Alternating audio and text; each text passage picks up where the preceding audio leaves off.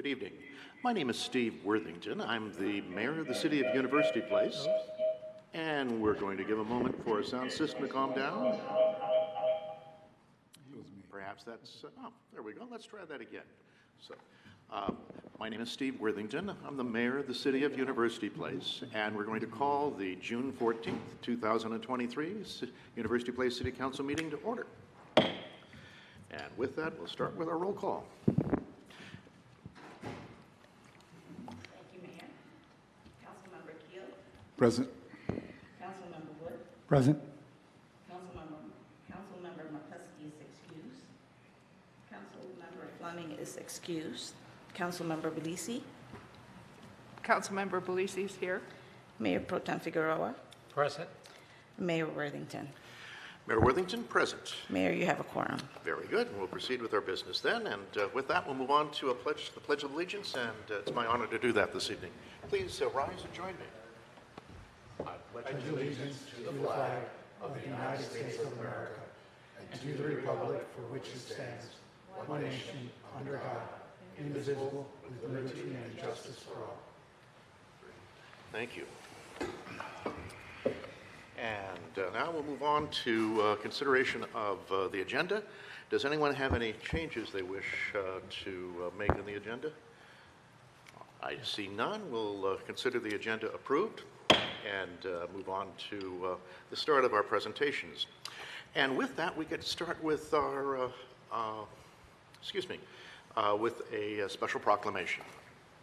Come down and get that started.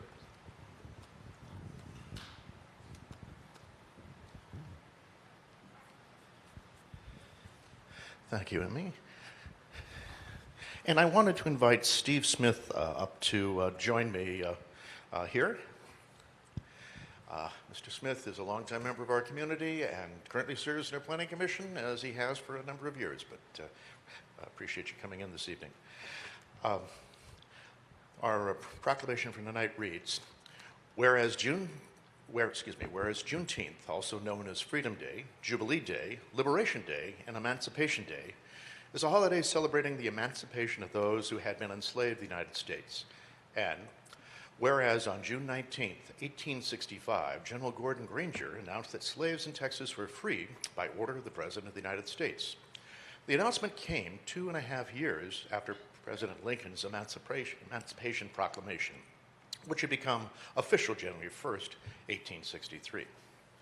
And whereas free men in Texas organized the first of what became the annual celebration of Jubilee Day on June 19th.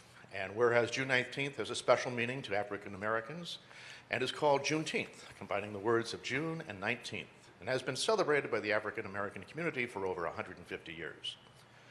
Now, therefore, the City Council of the City of University Place encourages everyone to observe Juneteenth as an opportunity to reflect, rejoice, and plan for a brighter future as we continue to address racial injustice in our society today. Proclaimed by the City Council of the City of University Place, Washington, on June 5th, 2023. Mr. Smith, here we are. Thank you. I'd just like to say thank you to the members of the council and to the residents. History is really important, and today we try to shortchange history, and we need to remember all of it because if we don't remember our past, we'll make the same mistakes in the future. And so there was a block of 2.5 years before people were informed of their freedom. It finally happened, and we mark that because we always do achieve whatever we're working to overcome. And so we will continue to do that. Thank you very much. Thank you. Again, thank you for coming. Steve?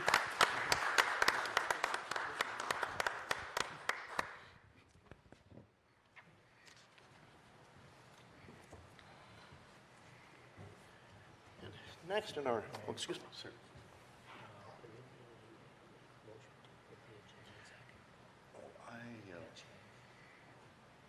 I declared it as, so we have a point of order, just to get that resolved, and that was whether we need a motion to approve the agenda, which would have been in order. I treated it as a consent decision, but I don't know that I proclaimed it as a consent decision. I was taking notes. You did proclaim it as a decision because it's treated as a special meeting under the OPMA, so you can't add anything to the agenda. Very good. Thank you for the clarification. All right. And then, speaking of which, that brings us back to what is on the agenda. And next up is a presentation from our governmental partners, and we appreciate them, our members of the Fire District, being with us today. And so Chief Jim Sharp will, I believe, start us off with this. So, thank you for being with us. There we go. All right. Thank you, Mayor Pro Tem, members of the council. Appreciate having the opportunity to join you here this evening. I know I've been able to be out occasionally here to the council over the last couple of years, but there's so many places in the community and so many community groups that I haven't been able to see because during the pandemic, a lot of the civic clubs and a lot of the neighborhood associations just had to stop meeting. And so I've been trying to get out and talk a little bit about not only what we're doing today, but what we have done and a lot of the things that people may not be aware of that we've been able to achieve in the last several years. And so I wanted to spend a little time with the council this evening and share that with you as well. And so if we go back before the pandemic in 2019, we had a ballot measure on the ballot for our maintenance and operations levy, which is something that we have on the ballot every 4 years to sustain our operations. And at that time, we were proposing something we called Vision 2020. And Vision 2020 was really based on what we were seeing is a rapid rise in call volume year after year. And specifically, it was calls for medical services. Not emergency medical services, which we typically had historically served, but medical services in the broader context of healthcare. And we were seeing more people had access to healthcare than ever before. There was a doctor shortage. People had healthcare, but they couldn't go see a doctor because they couldn't get in, couldn't make appointments. And they knew the fire department still made house calls, and so they called us. And so 911 got inundated with a lot of healthcare issues that weren't necessarily requiring emergency rooms. There was a lot of social welfare issues that needed to be attended to as well. And so we were trying to figure out how do we reinvent the work of the fire district and the fire department to be able to serve the community correctly and provide them with the services that they need. And so that's where our Vision 2020 was framed. And our plan was to implement some new services to manage that. Well, as you know, then shortly after that levy was passed, we had the pandemic, and this was basically ground zero for the pandemic as Washington State had the first cases in the United States. And so we started reacting to that pretty early on, and like everyone else, we really didn't know what was happening, and it took us a while to kind of get our feet under us. And I don't need to tell you about all the things that we went through because as a governmental agency, I know you understand what it was like to run a city during this time too. We completely had to reinvent what we were doing, and a lot of the things that we wanted to be doing had to sort of be shelved a little bit or pushed aside because we had to focus on the true emergency that was in front of us. And during that time, things didn't slow down any. Actually, I shouldn't say that because they kind of did for a short time, I will say. Right after the pandemic started, if you think back when it first started, and some of what you saw in the nightly news, people in emergency rooms and the horrific pictures that were coming out of there and the temporary morgues that were having to be put up, people became so scared of going to the emergency room that they were neglecting to call 911 even for critical life-threatening emergencies. So people that were having heart attacks and strokes felt more at risk going to the emergency room than they did staying home. And so we really had to kind of re-educate the community and remind them that these critical emergencies needed to be treated at a hospital and they needed a call. And so for a short time we saw a dip in call volume, but it's definitely picked back up. In the last 2 years, it's gone up about 10% again, with last year being just shy of 18,000 calls, which was a record high for our department. West Pierce provides service to University Place, Lakewood, and Steilacoom. So three very well-developed communities. It's a very urbanized population, so about 105,000 people. We have a very high call volume as a fire district, and we actually have the highest per capita call volume of any fire district in Pierce County. I think there's a combination of factors that lead to that. I like to tell people that I think we're just so nice that people just really enjoy calling us, but I don't think that's the only reason. We have a lot of varied risk in our community with freeways and railways and Puget Sound and lakes and industrial and commercial, a lot of different variety there. And we do have a community that there's a lot of challenges in our communities too as well, and people that don't get as good a health care sometimes, and it leads to a lot more calls to 911. So We transported about 6,500 people to the hospital last year, which is a very high number. We're constantly trying to provide that service as effectively as we can. And so throughout the pandemic and throughout those increases in call volume and service demand, specifically in the EMS arena, we really wanted to still focus on our efforts to complete our Vision 2020. And I'm very happy to say that even though we had all those challenges of the pandemic, we did complete everything that we said we were going to do as part of that plan. It took us a little longer to do some of it, and yet we did get it all done. And so I just want to talk about a few of those new services that we have that are available to the community. And I'll start with the squads, and I know we've talked a little bit about this at a prior council meeting briefly as we were just kind of getting into the program. But a squad essentially is the smaller vehicle in the top right picture there. It's basically a pickup truck chassis with a larger box on the back of it for some equipment. So it's essentially an overbuilt pickup truck, carries two people, and they carry all of their firefighter protective equipment. They carry some specialized, lighter equipment, and they also carry EMS equipment with them. So they can go on a fire call, they can go on an EMS call.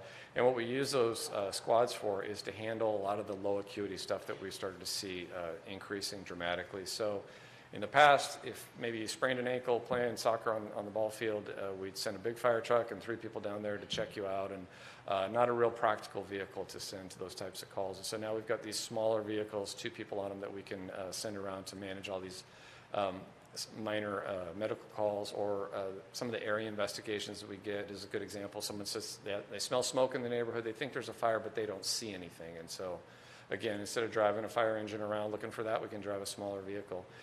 We've put these on there only on 12 hours a day. They're from 8 a.m. to 8 p.m. Again, just trying to build around what the need is. And that's our busiest time of the day, essentially, is those daytime hours. That's our highest call volume. It's also the time that our firefighters are trying to get all their mandatory training completed. They're getting reports completed. So they're a lot busier during the daytime hours with calls and all the associated work that goes with that. So we have 2 of them. The first one was put in service in 2021, and just last year we got the second one put in service right across the street here at Station 31. So we now have 1 squad in the north and 1 in the south, and they essentially cover the whole area, and they just run around and cover calls as much as possible to keep all of our fire engines and our medic units available for the critical calls.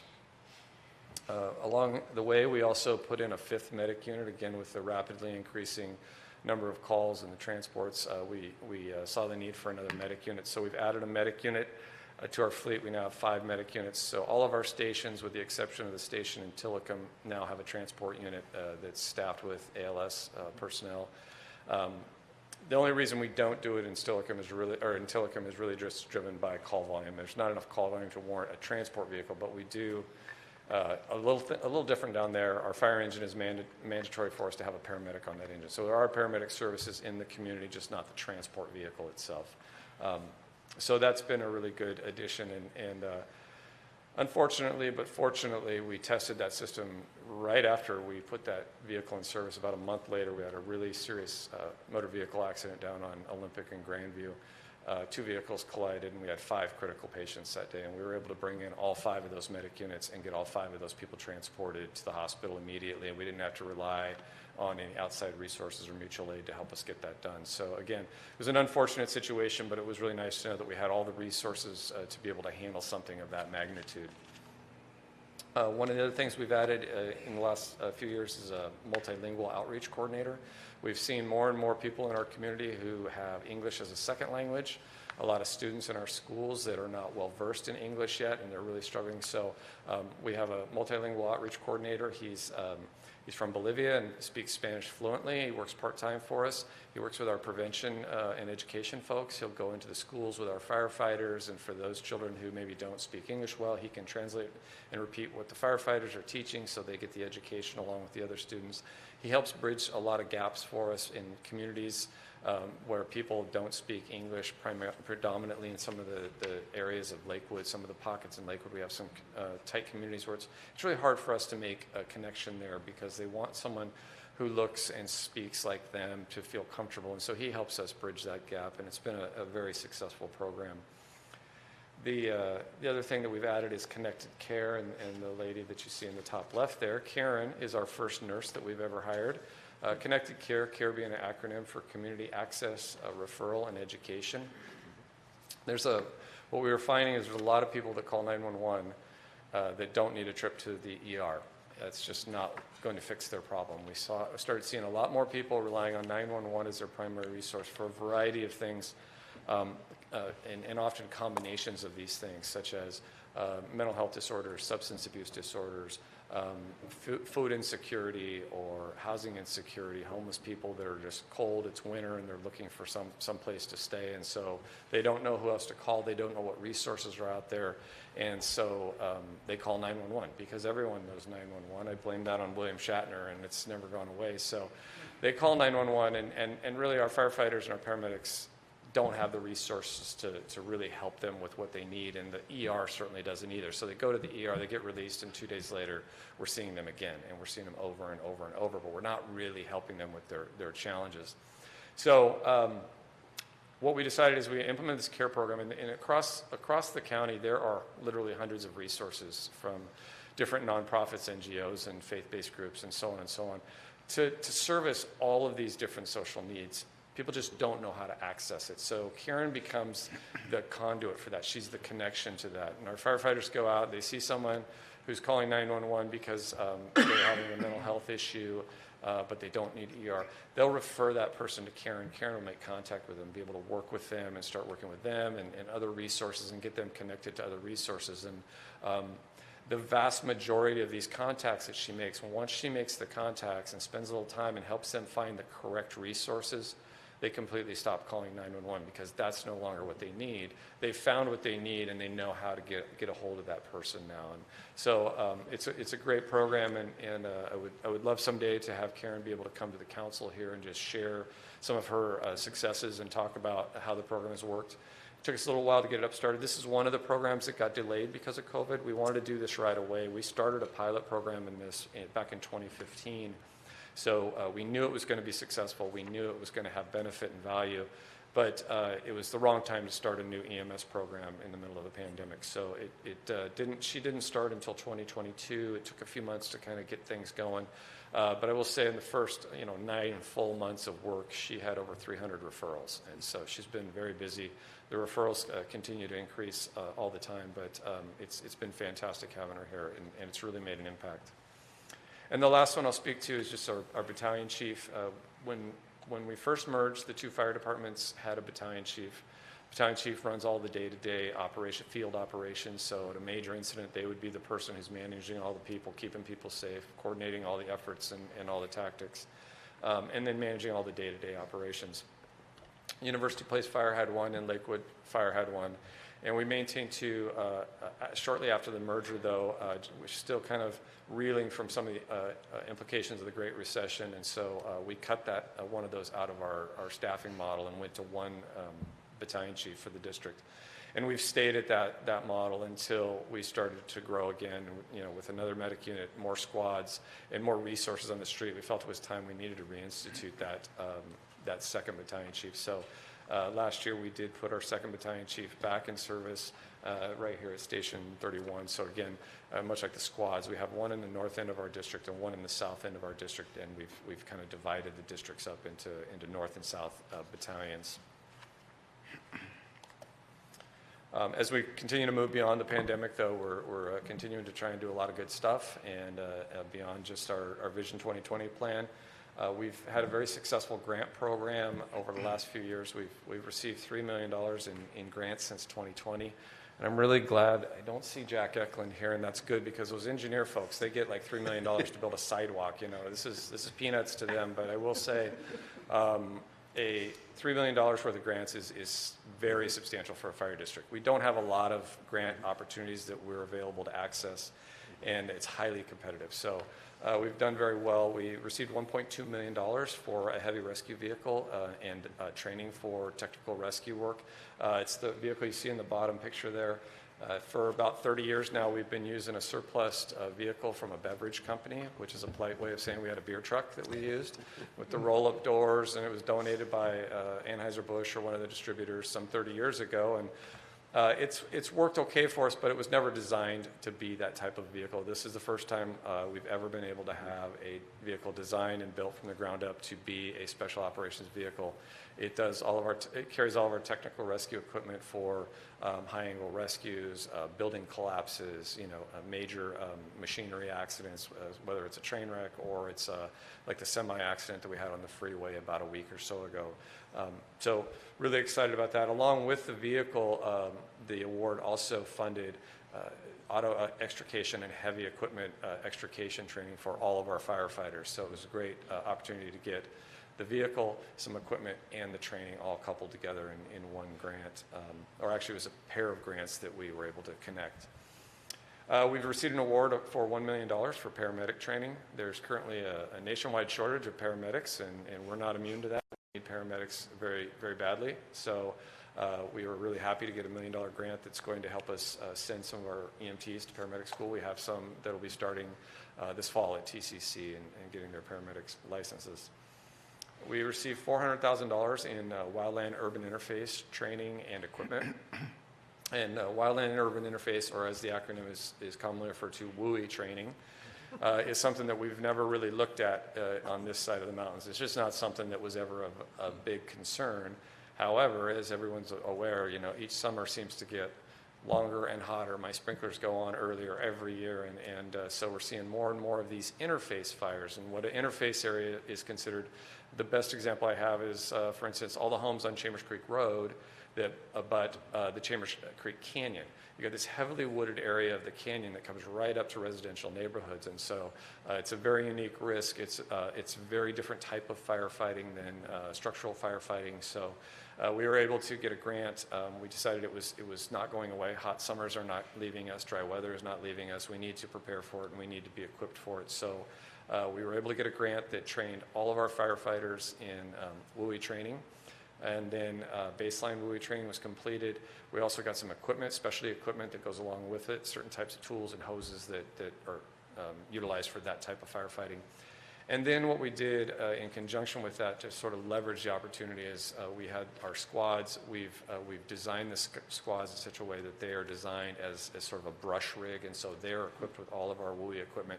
So we'll have 2 vehicles in the district at all times, ready and prepared to deploy to any kind of a urban interface fire. So that's what that program entails. And then we did receive some funding from the $230,000 from Lakewood through their ARPA funds, and that was to upgrade all of the connectivity for all of our training rooms and our emergency operations center.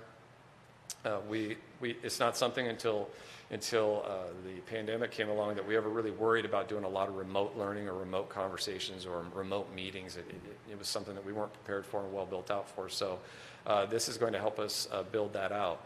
Where that's really a benefit outside of the fire district is in our emergency management planning. And as you know, we're an emergency management coalition with the City of University Place, Lakewood, and Steilacoom. And so this is going to provide us with improved connectivity so that when we're operating multiple operation centers, or if we have one of our operation centers go down, it'll improve the redundancies that we have. So it's as much as it's a good beneficial tool for us for internal use and for training and remote locations, it's also a fantastic addition to our whole emergency management program. We continue to do a lot of hiring at West Pierce. We've obviously had to do some upstaffing to put the new apparatus on the medic units and squads. But at the same time, fire districts grew quite a bit in the 80s and 90s here in Pierce County. And so what we're seeing is a lot of turnover, people retiring at the same time. So we're seeing a high attrition rate of retirements along with the need to do some upstaffing. And so that's sort of been compounding for a while now. We've hired 70 new employees in the fire department since the pandemic, which is about a third of our total workforce. So as we're kind of moving forward, moving out of the pandemic, there's a lot of folks that are really glad to be getting back to normal. But there's actually about a third of our workforce that normal to them has been nothing but a pandemic. They've never operated outside of a pandemic, so for them it's sort of this changing and evolving world. So we're really in this interesting space, but we're moving forward, and it's all going very well. You see all the new people come in with fresh ideas, fresh energy, and nothing against those that retired. I'm actually very happy for them to retire healthy and happy, but the new energy energy is always just exciting to see. So as we go into 4 years later from our Vision 2020 plan, we will be back in front of the community this fall in August. We do have our 4-year levy back in front of the community. This is not a new levy. This is a replacement of our current levy that expires this year. It's been something that the community supported for about 50 years, give or take, in Lakewood, and about 30 plus years in University Place. So this is not a new, maintenance operation levy is not a new concept to the community. It's really been kind of a fundamental funding mechanism for our operations. And as I said, we're a little unique as a fire department that we're so urban, our urban density is so high, our call volume and risks are so unique in this community that we're really challenged to try and provide all the services that are necessary. Without the levy, we really be hard pressed to do that. It funds about 25% of our total operation, and again, that would be on the ballot on August 1st, which is the primary election. And the big question I always get asked by the taxpayers is, well, does it seem like taxes are going to go up? And in fairness, I always have to say, I really don't know. And the reason I don't know is because we don't set the tax rate, as you're aware. The tax rates are set by the assessor treasurer. We ask for a specific amount of money. We determine what our budget needs are. We say we need this amount of money, and then the assessor treasurer says the assessed value for the community and each individual property is either goes up, goes down, or stays the same. And then they determine how to disperse that cost amongst all the property owners based on those new rates. So, yes, someone's rates could go up absolutely if their value goes up, or it could stay the same if their value doesn't really change. What we have seen and what we're watching as a trend is that, as you know, the real estate market has softened a lot. The rates continue to go up, and I just heard last night that home sales are only 40% what they were a year ago this same month. And so they're seeing a lot of areas where there was a rapid rise over the last few years, and it's starting to come back. It's sort of getting back in check, and it's getting back where it is. So it's very likely we could have places and parts of our fire district that see a little bit of a pullback on rates, because what happens is as home values go up, assessed values tend to follow. Or as they come down, assessed values tend to follow. They follow the home sales and the trends there. So there could be some that go up. There likely will be some that go up, some go down, and everything in between. So I can't say what any individual home will do, but the only thing the best way I can try and provide sort of an apples to apples presentation of this is that in 2024, we are estimating that a $500,000 home, which is about the average home in West Jersey, a $500,000 home will pay in total taxes to the fire department of about $1,400 annually. That would be their total tax. That would be the regular levy and the maintenance operation levy all combined together. In 2020, in 2020, the last time we had this levy adopted, the $500,000 home in 2020 would have paid $1,755 in taxes. So the same valued home today will pay less taxes than they did before. There's a few reasons for that. Mostly, obviously, the entire assessed value of the community is more than it was before. But also, I think a big part of it is just the economic development that we've seen, both in University Place and Lakewood, has been very positive. And I always say, economic development is the tide that raises all ships.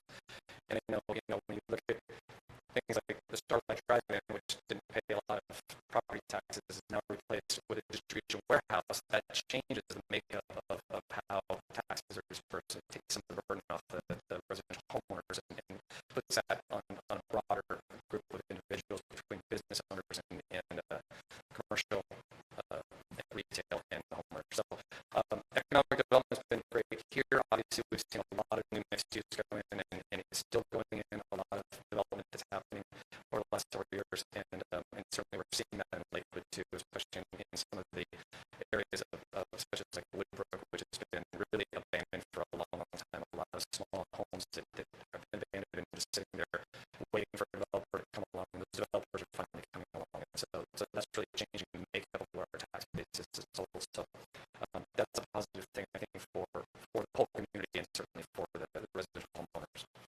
And with that, that's kind of my whole presentation of where we've been, what we've done to kind of address the community needs that we've been seeing, and the changes that us and where we're heading. So with that, I would gladly answer any questions the council might have.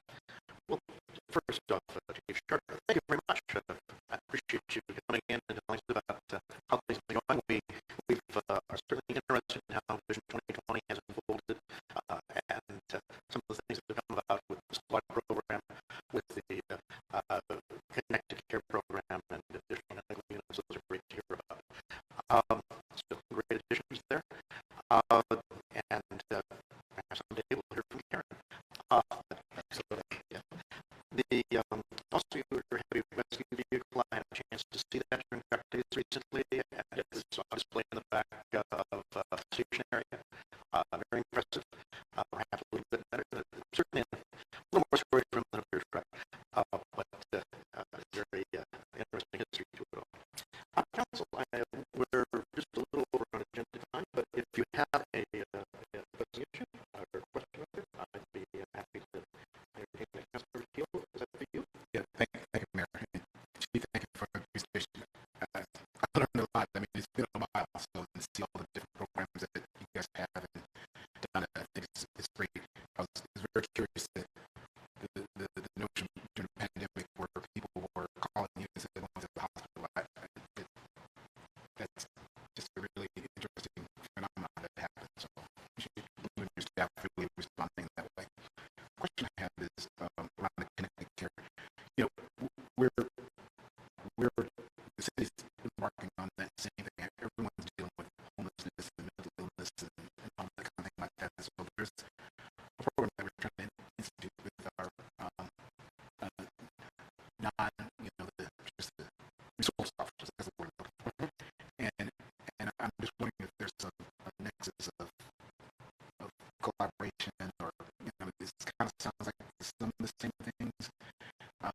If there's a 911 call, I mean, there's police and fire that's going to be dispatched. I'm just curious if you thought, talking with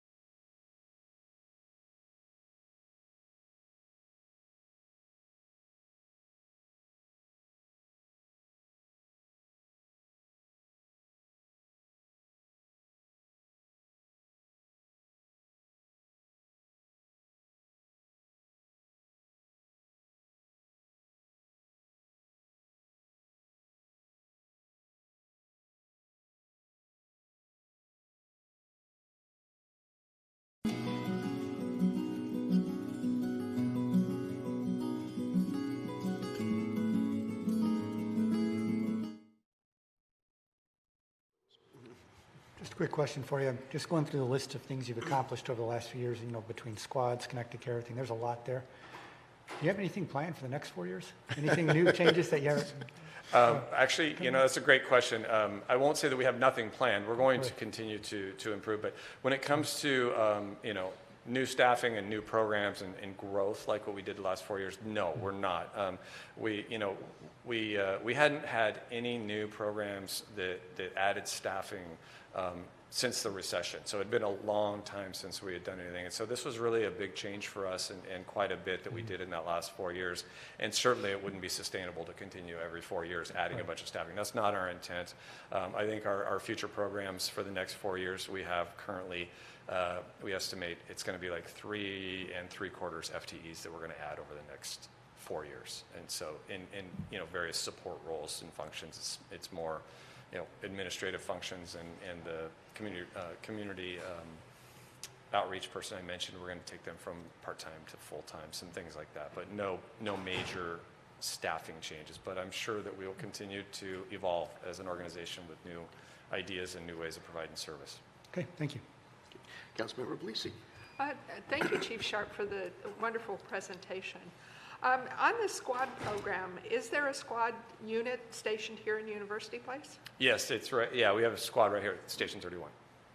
And with all the traffic I see going in and out of the station, I have yet to see that vehicle. Well, and this one, you may not recognize this one because right now, because it's fairly new, they're using a Suburban, one of our older command vehicles. Oh, okay. Remember I said we've decided to go with this brush platform. We had one brush vehicle already that we had received through our original contracts for service with the town of Steilacoom. So the one squad is already on a brush platform.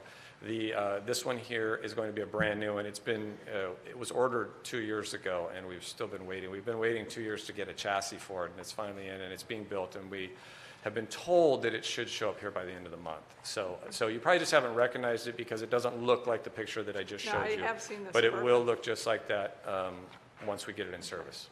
And my understanding is that this is used for lower level calls. Would it be like to the nursing homes for a fallen patient pickup sort of thing? It absolutely could be. They're medically trained. They've got all the medical equipment. They can go on any medical call, but of course it's only 2 people with limited resources, so we don't intend them to go on an advanced life support call. But the nice thing about this vehicle too, though, it's sort of, we call it a flex player. It can kind of do everything. So if there was a critical call and there was a CPR call, right next door at the Alzheimer's home, they could jump that call and go with the crews and attach themselves to that call and be 2 more people to help assist with that call. Or if it's a fire call, they can go to the fire. While they don't have hose and they don't have ladders or any of that a fire engine has, they still have all their protective equipment, so they can attach themselves with one of the engines that's there and provides us 2 more people to do the work. So they can go to the critical calls. That's not what they're dispatched to initially, though, but they're always able to self-dispatch to any of those emergent calls that they're close to. Okay, thank you. Okay. Well, I think with that, Fire Chief Sharp, I think we may have things wrapped up. But appreciate you getting us up to date and hearing all the great progress that's been done with the department and the service here at the University Place as well. Thank you. Great. Thank you for your time. And that will bring us on to our next item. And I believe we're headed to public comments. Last I heard, we did not have anyone sign up in the room for public comments. And we're checking to see if there's anyone online. If you are online watching the meeting live, instructions are available on the screen explaining how you can make comment. Also, those in the room are welcome to identify themselves and come forward and make comment. Emmy, I haven't been inviting you to talk about our rules, and that's an oversight on my part. Do you have those handy to review? Thank you. Please. This time, citizens have 3 minutes to address the council on topics not scheduled for public hearing or council consideration. State law prohibits the use of this forum to promote or oppose any candidate for public office or ballot measure. Public comments are limited to 3 minutes, and if you can come up and provide your name and address for the record. And is there anyone present in the council room that would like to make comment for up to 3 minutes to the council? Anyone? Not seeing anyone. And do we have anyone online? It doesn't appear that way to me. Okay, very good. Then I think our public comment section is closed for tonight. We'll move on to the next item on our agenda, which is consideration of the consent agenda. And I would entertain a motion for approval of the consent agenda. Mayor Pro Tem, motions to approve the consent agenda as proposed. Very good. And we have a motion to approve the consent agenda. And is there a second? Councilmember Belisi, I second. Thank you, Councilmember Polisi. We have a motion and a second. Are there any objections to the approval of the consent agenda as distributed? Any objections there? I'm not seeing any. The consent agenda is approved. Moves us to our council consideration, where we're going to be discussing a proposed interlocal agreement and then seeking public comment and finally council consideration. And I believe our city attorney can help us with that. And thank you, Mr. Mayor. For the record, Matt Kaser, I am your city attorney. Before you tonight for consideration is approval of an interlocal agreement to which the City of University Place would be a party together with Pierce County and a number of other Pierce County jurisdictions, resulting in the formation of an opioid abatement council. As council may recall, over the course of the last year, it has approved a couple opioid-related settlements, some of which have featured prominently in the news, at least at the state level, with some of those funds reaching down in the local level. Included in your packet is rough estimate of the funds that the City of University Place would be set to receive to the tune of approximately $142,000, give or take, between now and I believe it was 2038. Prior to expenditure of those funds by either the City of University Place or any of the other municipalities within Pierce County that are set to receive the funds, those jurisdictions are required to get together and form an opioid abatement council, or OAC. The best way to think about the OAC is under the settlement agreement, the parties agreed, each of the cities agreed that they would spend the funds for a number of itemized uses. The list of uses spans roughly 15 pages. It's not in your packet. However, if it's opioid related on prevention, treatment, etc., it's probably an allowed use. What the OAC does is it's scheduled to sit once a year or thereabouts, and each jurisdiction would have a seat at the table and say, yes, those expenditures spent by City A are one of those on the list. And then proceed, and then report out to the community at large from there. It's not a forum where one jurisdiction gets to tell another jurisdiction how they get to use the funds. Each jurisdiction is allowed to use the funds well in advance of the OAC meeting for one of those allowed uses. The OAC doesn't sit and evaluate, is this a good use or a bad use? It simply evaluates, is it a use under the agreement? Should council execute this or give authorization to enter into this interlocal, which I do recommend that council do, we do have some outstanding obligations which we would otherwise be required to do.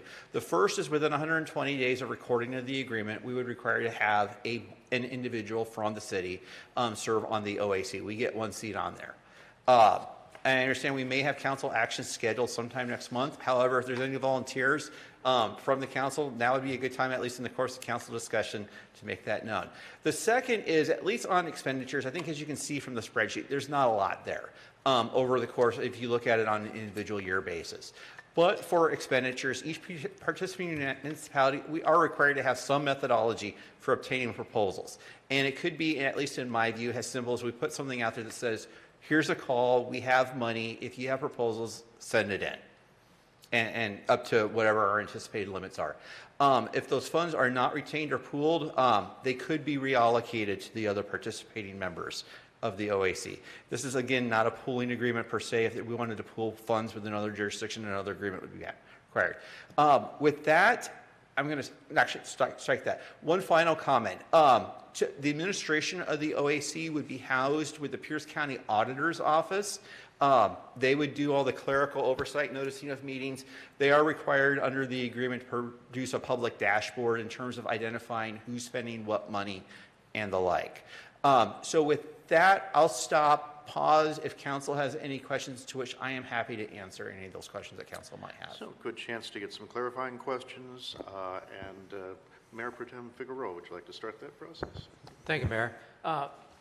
Matt, you mentioned about a council member volunteering. Yeah. But if I understand it, that it could be a staff member as well. It could be a staff member. Okay. But we'll my thought is give council first crack at it. Okay. Thank you. Any other questions before we move to public comment? Yes, Councilmember Wood. So just a quick question, because because we discussed this a couple months ago, as I recall, right? Something. At the time, my impression was this was going to be a pooling of funds so we could actually get, so there could be combined benefit, because $142,000 over 17 years, there just isn't a whole lot you can do with that. Yeah. Now, what I understand is you're saying is that that's not what this is. We're still going to have to figure out how to do this, spend that $10,000 a year or $8,000 a year, whatever it's going to be. So clarify for me, what is the benefit of the OAC? The benefit of the OAC is that the funds, whichever funds are allocated to the City of University Place, whether we choose to pool them or not, may be spent. Now, it very well may be that we say, look, we don't have a plan. Somebody else go spend those funds. We'll put it in the common pot. We could do that if that's where council wants to go. But without the OAC interlocal in place, we can't really even do that. We would essentially surrender those funds and potentially hamstring the other jurisdictions. Got it. Is there administrative, so is the OAC, is this going to handle like administrative things for us? It's going to, the OAC, when you're talking administrative, what it really is essentially a report out dashboard that says, overall, in the course of the last year, Pierce County jurisdictions received so much money. This is where that money went. That's really what you're talking about, administrative, and the annual meeting of the OAC and complying with Open Public Meeting Act type requirements, agendas and such. So when you're talking administrative, that's sort of the subset of administrative components that they would ultimately be administering. But other than that, with respect to our funds, we'd say, here's our monies, we're going to have to identify a source or let it be absorbed. Okay, but then this, sorry, it keeps leading questions here, I apologize. So for grant compliance and audit type things, before we were talking that there's going to be a certain amount of cost incurred by the city to manage these funds. Does OAC take care of any of that for us? They would not take care of our costs. Okay. Got it. Thank you. Yeah. Okay. Councilor Keel, did you have any? Thank you, Mayor. I was thinking about asking a question, and you called me out, so I appreciate that. Sure. So, Matt, I was looking at the list of folks on here, and there's a city that's like not even a third, maybe less than a quarter of the city is actually in Pierce County. Yeah, Auburn. Yeah, is it broken out by counties, or do they have to be in county? How does that? Here's the problem. Here's the problem with Auburn. Auburn's a trick question because parts of Auburn sit in both King County, and a portion of Auburn sits in Pierce County. Mm-hmm. Just not a lot, but they straddle both. Mm-hmm. So I can't speak for Auburn, but what I suspect is going on is Auburn is making sure that their bases are covered, which from where we sit, we've seen Auburn's participation in other interlocal agreements and other forums involving other Pierce County jurisdictions, but you are correct that Auburn is generally thought of as a King County municipality. Yeah. Mm-hmm. Okay. I suspect, unfortunately for the folks in Auburn, they may have to sit in both. Mm-hmm. And so, if I may, then just a question on my part. So, in addition to the current settlement, there is another settlement that is in process. Yeah. Is there some likelihood, or at least potential, that this same interlocal would end up applying to that? If there's another settlement that we would be asked to approve, I would imagine that the same framework would otherwise apply. Mm-hmm. Fingers crossed, hopefully we don't have to go through another interlocal process. Mm-hmm. Yes, that would be good. Okay, thank you. Well, I don't know if there's any other questions. Oh, Councilman Figueroa, yes. Mm-hmm. Oh, I'm sorry, Mayor Pro Tem Figueroa. That's right. Thank you, Mayor. Matt, I know that we haven't really identified certain things, but just feedback on that for all of us. But I know that we have our new resource officers coming in later on in the near future, and they're going to be dealing with the homelessness and other areas, calls that deal with dealing with family disputes or whatever the case may be. Can that money be used to support or train or provide resources to that resource officer? Potentially, there's some boxes to check, and the most critical box to check, in addition to the public noticing requirement, is if you can make a connection between that situation that you described and opioids.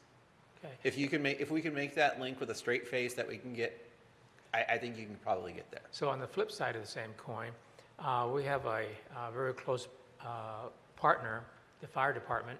As you heard, they deal with a lot of those things as well. And in collaboration, if whatever we can't spend on that, is that something we can just dole out to the fire department for their use? If they can make a connection, that follow the public process, and that they can make a connection to those funds for an opioid-related use, yeah. Okay. I can give you the same answer. Thank you. Thank you, Mayor. All right, very good. Well, with that, I think we're ready to see if there's any public comment that folks would like to make before we actually take a vote on this issue. We have the information for those online if they'd like to make comment while they have an opportunity to follow those steps. I'll ask if there's anyone in the room that would like to make comment. Anyone that would like to make comment on this issue before the City Council considers action? I'm not seeing any offhand. Nothing online? All right. Well, I believe we have that comment opportunity then fulfilled. And we can move on to consideration, where we would start with a motion with regards to the interlocal agreement for opioid abatement settlement. Is there? Mayor Pro Tem Figueroa makes a motion to enter, City University Place enter into an interlocal agreement on the opioid abatement settlement with Pierce County. Thank you. Thank you. And is there a second? Councilmember Belisi, I second. Very good. Thank you, Councilmember Belisi. And so we have a motion and a second. Is there any discussion of this item? Councilmember, yes, Councilmember Keel. Thank you, Mayor. I am going to be very much in favor of this legislation. As we all know and have heard over many years and months, the issues that we have around opioid, it's almost of a pandemic of itself. And I'm strongly in favor of the city doing whatever it can to help alleviate and help and assist and all the things that we need to continue to have a thriving, safe community. And so I'm supporting this effort, and I hope that we can use those dollars to do just that. Very good. Thank you, Councilmember Keel. Councilmember Wood, do you have any comments you'd like to make? Only comment I have is this makes sense to me. I'll support. Thank you. Mayor Pro Tem Figueroa? Thank you, Mayor. I certainly will be supporting this, and certainly, even though it's a small amount, is an amount that every penny, when you talk about addiction of sorts, $8,000, $10,000, whatever that may be a year, it could make a dent, especially if you couple it with other resources that we'll find as we collaborate with other major partners in the community. So I think, yes, I think this will be a helpful a step up in trying to help with addiction. Thank you, Mayor. Very good. Councilmember Belisi? Okay. And then from my perspective, yes, I'll be supporting this as well. I know in our community that many families, many individuals have been affected in the opioid crisis that our nation has endured now for, actually, I think it's close to 2 decades. And so this touches a lot of lives. And while the settlement amount is not overwhelming, it is nonetheless, as the other council members have mentioned, something that helps, and perhaps there'll be some future help. But anything we can do is what we should do.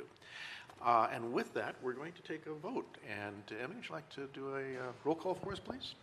Thank you, Mayor. Councilmember Keel? Aye. Councilmember Wood? Aye. Councilmember Belisi? Aye. Mayor Pro Tem Figueroa? Aye. Mayor Worthington? Aye. Mayor vote resolved, 5 ayes. Okay. Motion passes, and we can now move on to our city manager report. Mr. Sog. Thank you, Mayor and Council. Last November, on November 11th at 11 a.m., I believe all of you, and as long as myself and others, over 1,000 people attended the Veterans Memorial ceremony, and it was to celebrate Veterans Day, and it was a wonderful event. It was something that the city partnered with the Veterans Group to create something that is quite special at Cirque Park, and we have a video to show you that Amanda's going to put on the screen. So if I'll turn it over to Amanda. Actually, I think Linda's gonna take. Sorry, Linda? Okay. Yes, thank you for those comments, Steve. We really appreciate it.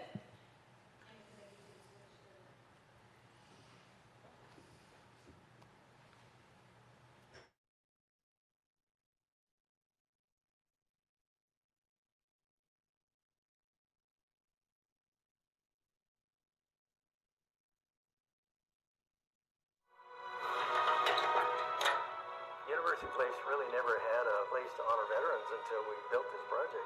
There really was an emotional need, I think, on the part of a lot of people to get something here. And boy, the outpouring we've received from veterans has just been overwhelming. They're so glad this is here. We decided as a group we should honor those that serve, were willing to give their life, and those that died, and give the families an opportunity to honor their veteran in whatever way they would. by finding a quiet place to just reminisce. We started fundraising, and after 10 years, we had raised $60,000, which was short of our goal of $100,000. And that's where the city stepped in and matched our funds. The city's part was important, but we weren't the ones that initiated this. We just recognized a good idea when it came to us. Let's go turn some dirt. All right. The groundbreaking was an event that was well attended. We had veterans groups here, we had city representatives, our group was here obviously, and a lot of volunteers just from the community. Getting to this point has been a challenge. We are here and looking forward to dedicating this Veterans Plaza on Veterans Day, November 11th. This is going to happen. The actual construction on this site began in the fall of 2021. The city's Public Works Department helped by excavating the site and getting it prepared for the work that was to follow.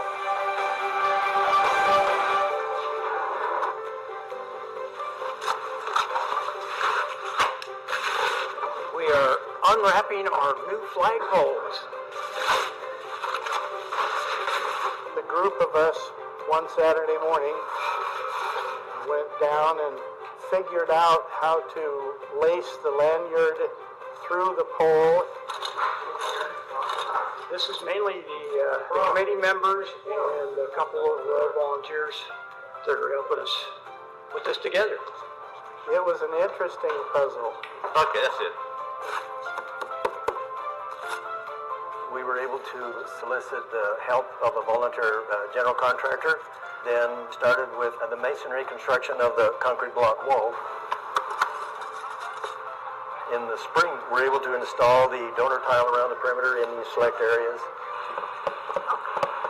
One of the more important things that really made a statement about this being the site was when we raised the flagpoles. We were so fortunate for the relationship that the 16th Cab unit has with the City of University Place. We must have had 18 to 20 soldier volunteers that took their day off to come volunteer to do this for us. It means a lot to be able to help out and establish something that really shows the community that we care about the people who serve before us, and to pay tribute to them and pay respect to them is really above us. So to be able to be a part of it is a huge deal. They're here assisting their community to build a facility that's going to honor their service. I mean, oh my gosh, who does that? We were racing then to get the project finished so that we could have our dedication ceremony on November 11th, 11 o'clock of 2022. And we just made it. Today we celebrate the completion of this project that began almost 17 years ago with the vision of a few that this would become a beautiful plaza that would be enjoyed by many and to honor our veterans through the ages.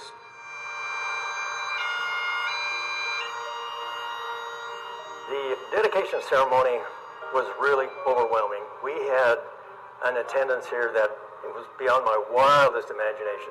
Thank you to all who have worked so hard on this plaza. It's something we can all be proud of. Here you'll find true heroes of places you have learned about in history books. Come visit, come connect, and come pay your respects by walking through this plaza. Thank you to the veterans, volunteers, committee members, and everyone else in the community today that made this possible. We are forever in your debt. The last thing we really want is the recognition. But having said that, I do want to recognize Bob Schwartz. Bob kept the group together, kept us focused on what had to be done. And even though we were discouraged, he kept us moving. He was the blood, sweat, and tears guide and leader of this group, and it's sad that he was not able to live long enough to see this project complete. I know he's proud of us, of what happened. I'm just sorry he wasn't here to see it in fruition, but he would be proud. That's where the spark came from, a group of veterans spouses of veterans, people dedicated to this vision. They carried that idea, they kept the flame alive, and they were able to share that with all of us, so we all went, yes, we want to be part of this.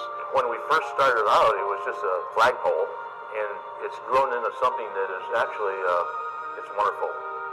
I've been working on this project for 14 years, so I'm extremely happy that it is completed. I'm proud of ensuring that we were able to complete the project and give the city a beautiful Veterans Plaza to remember their veterans.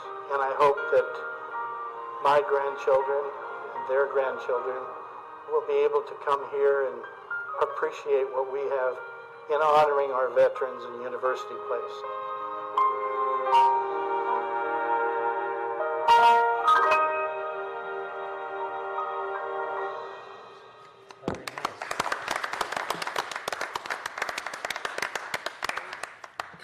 Much thanks goes to Amanda and Dave, who worked very tirelessly on this project, and we really appreciate their efforts. It's a beautiful place if you haven't been there yet. Yes, it is, and it is I think, a very, very well done video that captures much of the emotion of the time and the history and story. We're fortunate to be able to share that so effectively with Amanda and Dave Kelman's help and our communications team overall. Thank you, Linda. Steve, excuse me. That is my report. Well, it was well said. Any case, then we'll move on to council comment. And as is our habit, we'll start with Councilmember Keel. Thank you, Mayor. I don't have anything for tonight. Thank you. Councilmember Wood. I have no comments for the group. Thank you. Councilmember Belisi. Thank you, Mayor. I just wanted to say that I was at the Community Connections Place barbecue today. It was extremely well attended. They had a little snafu. The catering truck got into a major accident on the way to deliver food.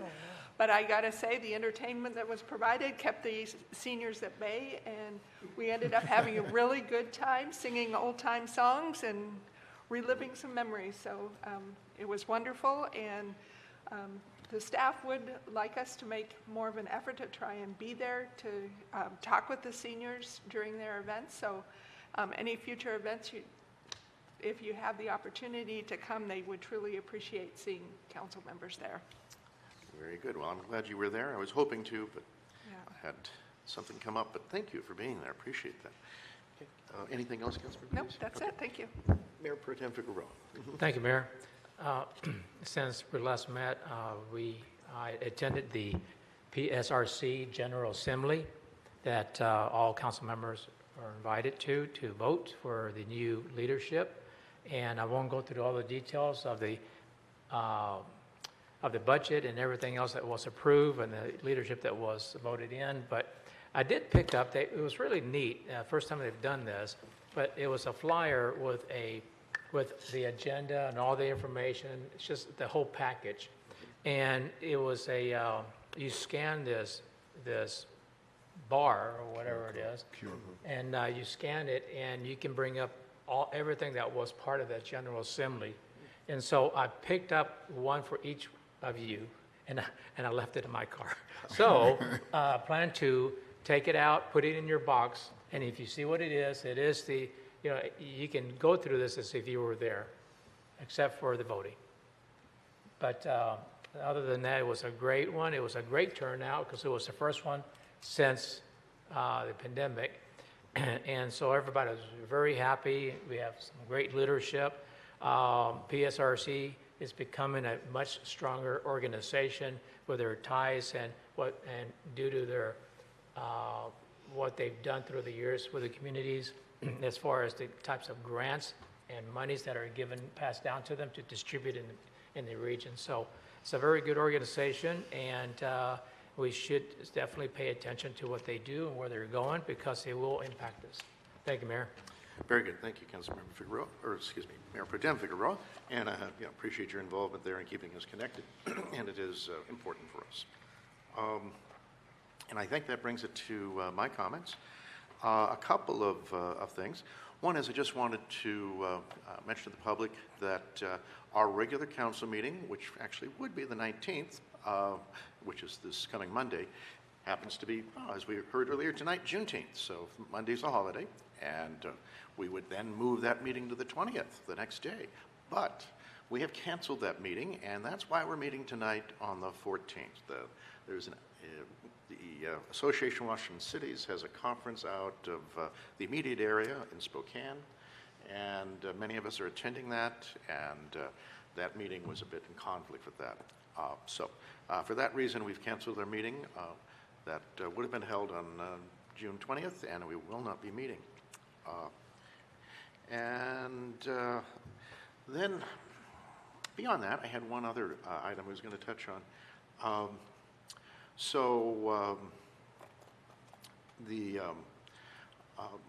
Sometimes, council members, you might have been behind the glass over there. We have, and I'm pointing to our production booth for the video taping and broadcast segment. We have the person who has been working that is actually going to be leaving, and so a gentleman by the name of Dave Kilman. You might remember Dave just did you saw his video he just produced. It is with Amanda, and certainly Linda played a role. Well, here's a photo from a meeting that I was at this morning at 8 a.m. And lo and behold, I believe that's Dave Kilman over there on the left-hand side. And next to him is, let's see, next to David is Jeremy Arce, and next to him is Megan Hutton, the General Manager for the Rainier Communications Commission. You might recognize Bruce Stennemeyer, the County Executive for Pierce County, and then next to that is Greg McLean, who you may have seen here. Greg is in periodically to do work. But you'll notice they are all holding something. Do you know what that is? You don't? Well, that is an Emmy. These 5 individuals received an Emmy several weeks ago for their work on the Pierce County production. I believe it's Pierce County Speaks. I may have that wrong. County Executive Stennemeyer was in that production.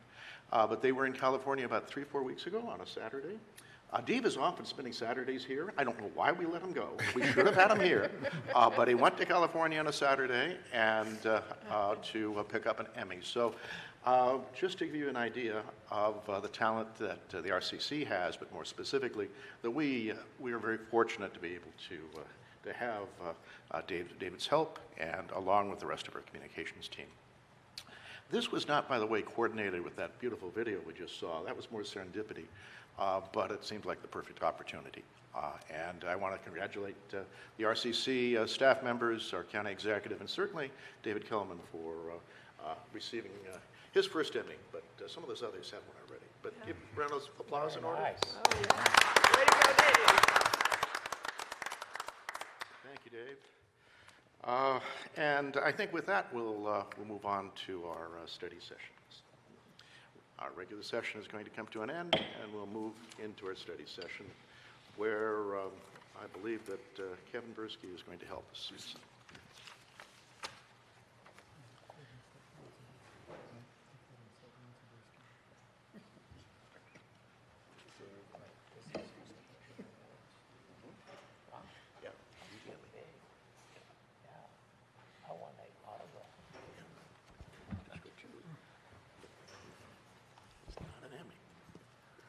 Good evening, Mayor and City Council. Kevin Brisky with the Community and Economic Development Department here tonight with Kenneth George, Senior Planner with the department, who's going to go over a presentation on the Planning Commission's recommendation regarding accessory dwelling units.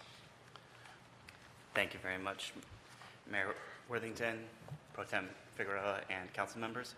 Again, Kenneth George, Senior Planner for Community and Economic Development. Before I get into my presentation, however, I do want to also give a shout out to that video about the Veterans Plaza, because my kids were also in attendance. They were in PAC 147, and that video did, although it's a little bit further off, you can see one of my kids, and then you can see the other one's feet. So the angles could have been a little bit better, I suppose, but at least they got in that shot. So I was really proud of them. They were there in attendance, had their hand held high too, and did really well. So I'm glad to be part of the community as well as my kids. Just wanted to plug that as well.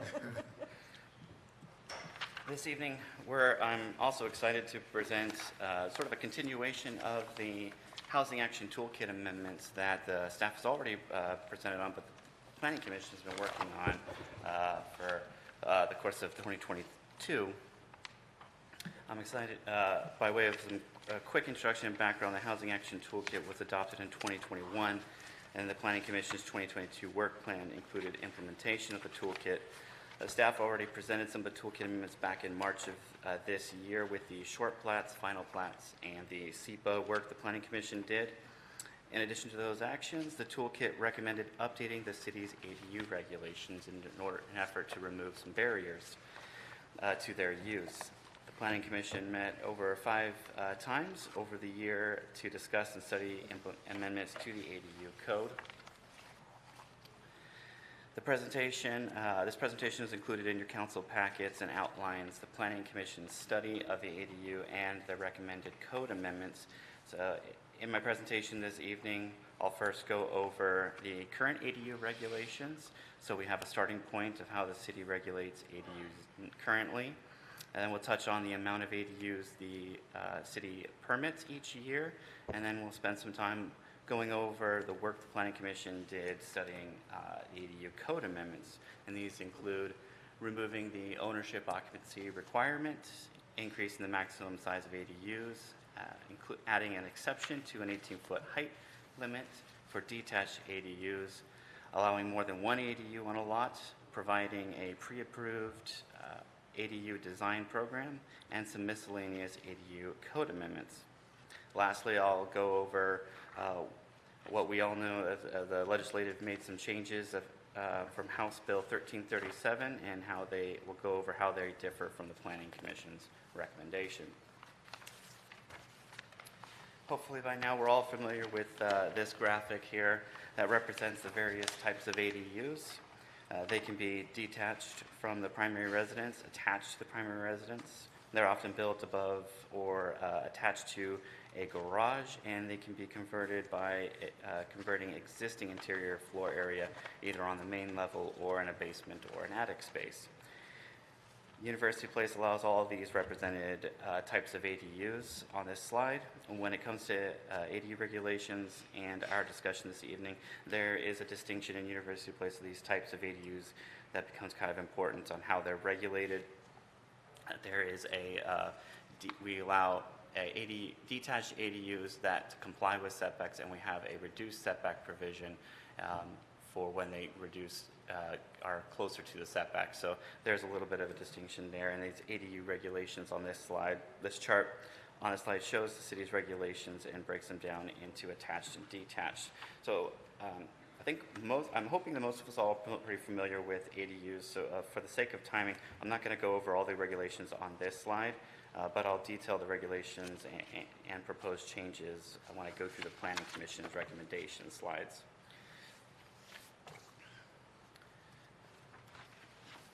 Stay on this one here. The current,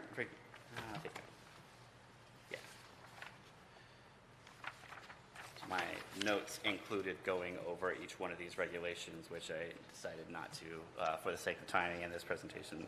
So we'll go to the next slide. In order to provide some better context for ADU presentation, it's good to know the approximately how many ADUs the city issues in the last 10 years. As you can see from this slide, it's kind of not very many, about 2 a year through 2019, and a little bump in 2020 and 2021. Not really sure if we have any explanation for that. And there was 3 in 2022, and as you can see, the year is halfway over, and we've only issued 1 ADU permit in 2023. So we're likely on track for at least 2, maybe 3 per ADU permits by the end of the year.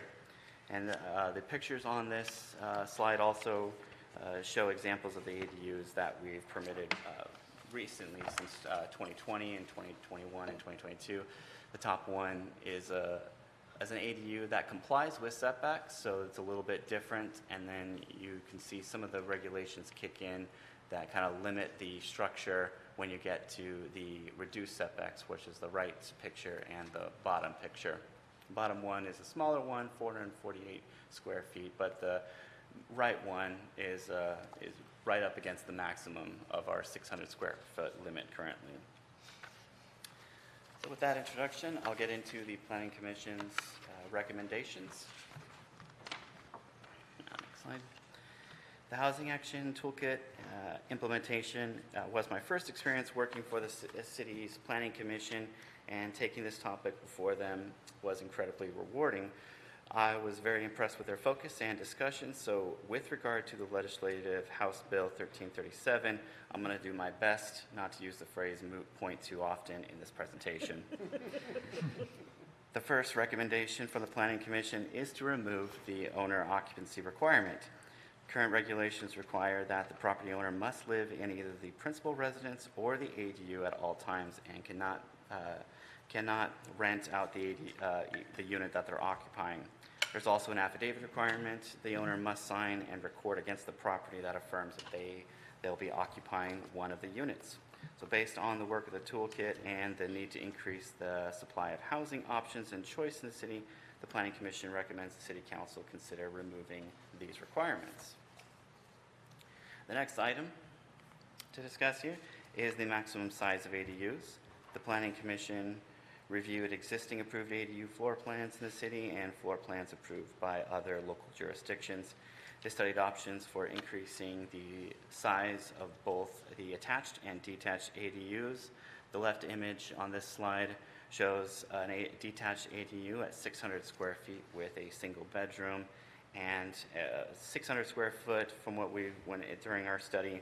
Most products being built typically accommodate only a one bedroom. Anything less than 600 typically accommodates a studio, and ADUs up to 800 square feet are better suited to accommodate two bedrooms. Anything 1,000 square feet or more, you start to see three bedroom configurations. So this slide shows a two bedroom detached ADU at 800 square feet from one of our surrounding jurisdictions, so we were able to get the floor plans for them. And then also this slide shows a list of current maximum size regulations for other local cities in Pierce County and in King County. They're all subject to, most of these will be subject to change with the legislative changes that will be coming. Also, University Place is one of the only jurisdictions that has a different size regulations for attached and detached ADUs. So therefore, the Planning Commission's recommendation is to increase the allowed detached ADU size to 800 square feet to better accommodate two-bedroom ADUs and help remove barriers to their use. The Planning Commission did discuss attached ADUs, which is currently at 800 square feet, but recommended those stay the same. We'll move on to the next one. The next item is to create a height exception for detached ADUs within the reduced setbacks. Detached ADUs located in compliance with the setbacks are allowed up to a maximum building height for the zone, which is 35 feet. The Planning Commission recommendation only pertains to detached ADUs within the reduced setbacks. Per the ADU regulations, a detached ADU may be placed in the side or rear setback up to 5 feet from the side and rear property line, but can be no greater than 18 feet in height when you take advantage of those reduced setbacks.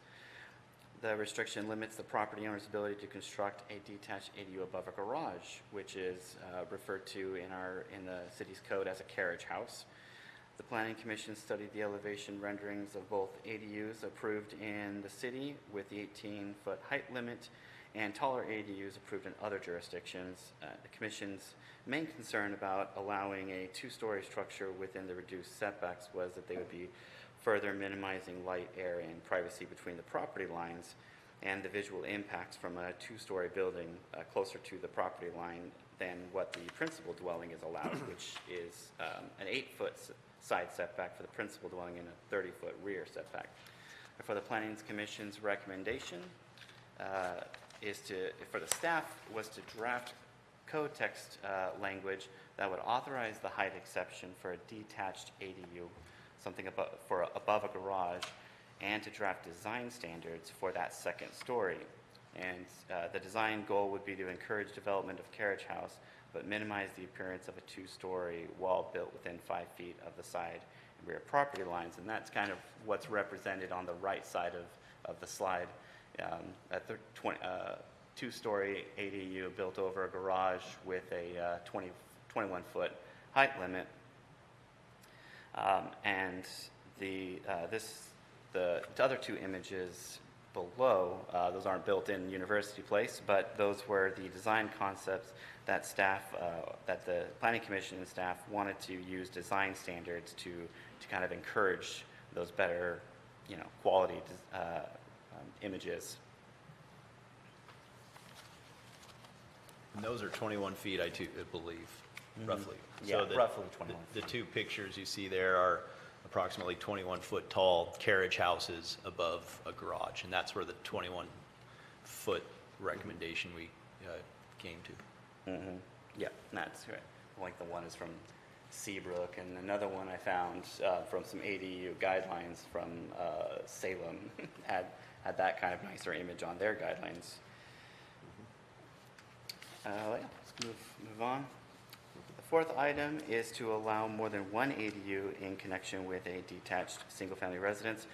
Unfortunately, this might be one of the only times I'll use a moot point due to House Bill 1337. Also, the height exception, I think I missed my notes, but that was going to also be a moot point as well. But the Planning Commission did unanimously agree that the city should allow up to 2 ADUs with a single-family home. The Planning Commission's caveat being that the Commission only recommended 1 detached ADU and 1 attached ADU, and only if the attached ADU was created using existing internal residential space from the existing floor area, but they didn't recommend two detached or 2 attached on the same property. I wanted to just point that out. And the fifth item we've got is one that's not really affected by HB 1337. This is for the city to invest funding into the adoption of a pre-approved customizable ADU design template that property owners can choose from. These are limited to detached ADUs only. So this option would encourage both ADU development and the design, size, and style of detached ADUs that the city would prefer. This would require upfront cost by the city to contract with a design or architecture firm to develop an ADU template that would be pre-approved by planning and building and fire codes. So with this program, the University Place residents could choose a pre-approved ADU plan rather than pay their own design and architect, which would reduce their upfront costs and shorten application processing timelines. So each pre-approved design from the designated list would be customizable to roof design, window, door, and some other customizable options. There's some other jurisdictions that currently use a pre-approved ADU program. So one thing to note that there was a grant program to provide direct financial assistance to cities and counties for development of a pre-approved ADU program. This was proposed during the 2023 legislative session, but it unfortunately didn't pass. However, we are hopeful that a similar bill may be proposed in the next year or the coming future legislative sessions. So if that ends up happening, there could be some funding coming to help develop this type of a program. But the Planning Commission did recommend the City Council move forward with implementing a pre-approved ADU program. The only caveat there would be that because our permit volume is relatively low for the city, 2-3 permits a year, that it would be better to conduct some sort of cost-benefit analysis to help the City Council inform their decision on moving forward with a pre-approved program. The second to the last recommendation for council consideration is to allow one detached ADU on a property with a duplex.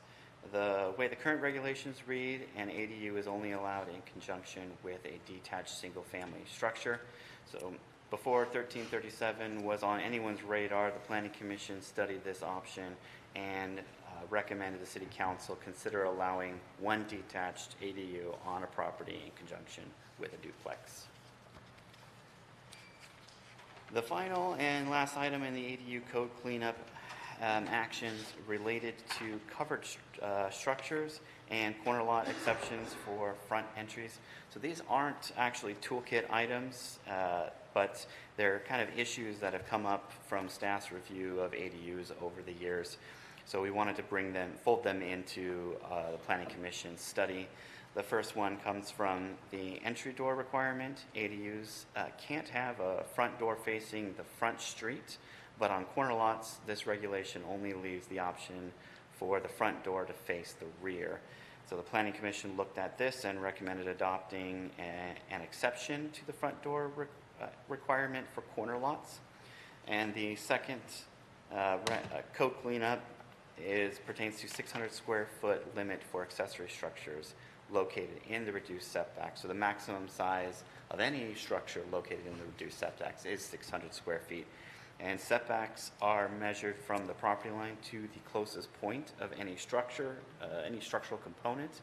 That includes the support posts for covered areas. So when you have an ADU and you want a covered deck or a covered porch or covered anything, we'd have to say no. They'd have to remove those elements. It could only be the square footage of the ADU, because all those posts for the covered would be considered structural elements and not allowed in the reduced setbacks. There would be fine. They could go up to they can go through that size limit if they comply with the standard setbacks for the principal unit, but not the reduced. And so that means the total square footage calculated for ADU includes the covered porches, patios, and decks. Staff has run into situations where a proposed ADU is exactly 600 square feet, but the property only wants a covered front porch and covered back deck. The Commission looked at this and as a reasonable exception to the rule and recommends up to 200 square feet of unenclosed covered area attached to the ADU would be excluded from the total area of the ADU. And this item wouldn't be affected by any of the legislative changes. Should I show the picture, maybe? Just to give you an example, because it's kind of a confusing thing to consider. So the house here on the right, the ADU, on the right, the white one. If you look kind of closely at that picture, you'll see they got a rocking chair out there with a front porch area. Mm-hmm. They originally proposed having that covered with a couple posts at the edge of the structure.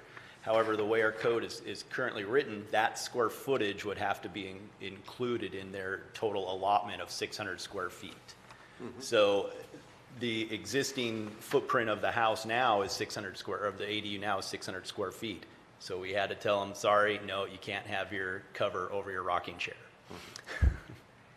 So to allow at least some ability for people to have either a front or back kind of porch area on their accessory dwelling unit and still have enclosed conditioned space at the allowed square footage, the Planning Commission recommended allowing up to 200 square feet of porch area to be covered, essentially. That wouldn't be counted in the building square footage? Would not be counted in the total square footage of interior square foot. Is that does that help, or any question on that? It helps me visualize it, yes. And because I was trying to get my head around that a little bit, I can see in many cases you do have some structural component that will, support that cover.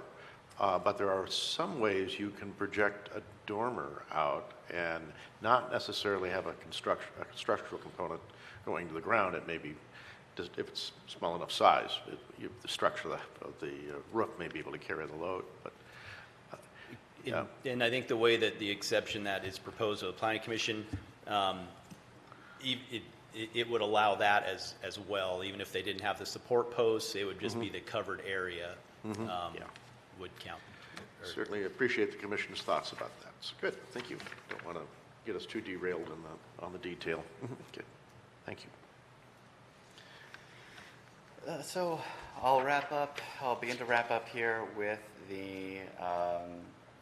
one of the last slides. This is what I wanted to show here to a little bit highlight the Planning Commission's work and how it's very similar to what the legislation passed, but there are some differences in here. So that's what this slide here is intended to represent. So just to get into it, that this year the legislation passed engrossed House Bill 1337, which is an act related to expanding housing options by easing barriers to the construction and use of accessory dwelling units. The Planning Commission recommended up to two ADUs. That's in alignment with 1337. They also recommended 2 ADUs on every property. However, the Planning Commission did only recommend that one be detached and the other one would be attached. However, 1337 requires that cities and counties must allow up to 2 and have those be 2 attached, 2 detached, or 1 of each. So there's a bit of a difference there. The size limit there, the Planning Commission recommended no changes to the attached at 800 square feet, but they recommended the detached be increased from 600 to 800. However, 1337 states that ADUs can be up to 1,000 square feet, so that's still a bit of a jump there. The maximum height is another area of difference. This would only pertain to detached ADUs, because when you attach an ADU to a house, then you're subject to the 35-foot height limit for the zone. So it's attached to the house, so it's the same height limit as the zone. However, since we did have a detached, and that'd be the same for a detached ADU that complies with the setbacks, that is also would still be allowed up to 35 feet. And we've got a couple of examples in the city where we've permitted those. But we had a size limit for detached ADUs with reduced setbacks, and that was 18 feet. Planning Commission recommended 21 feet. The state is now mandating 24 feet. So it's only a few feet difference there.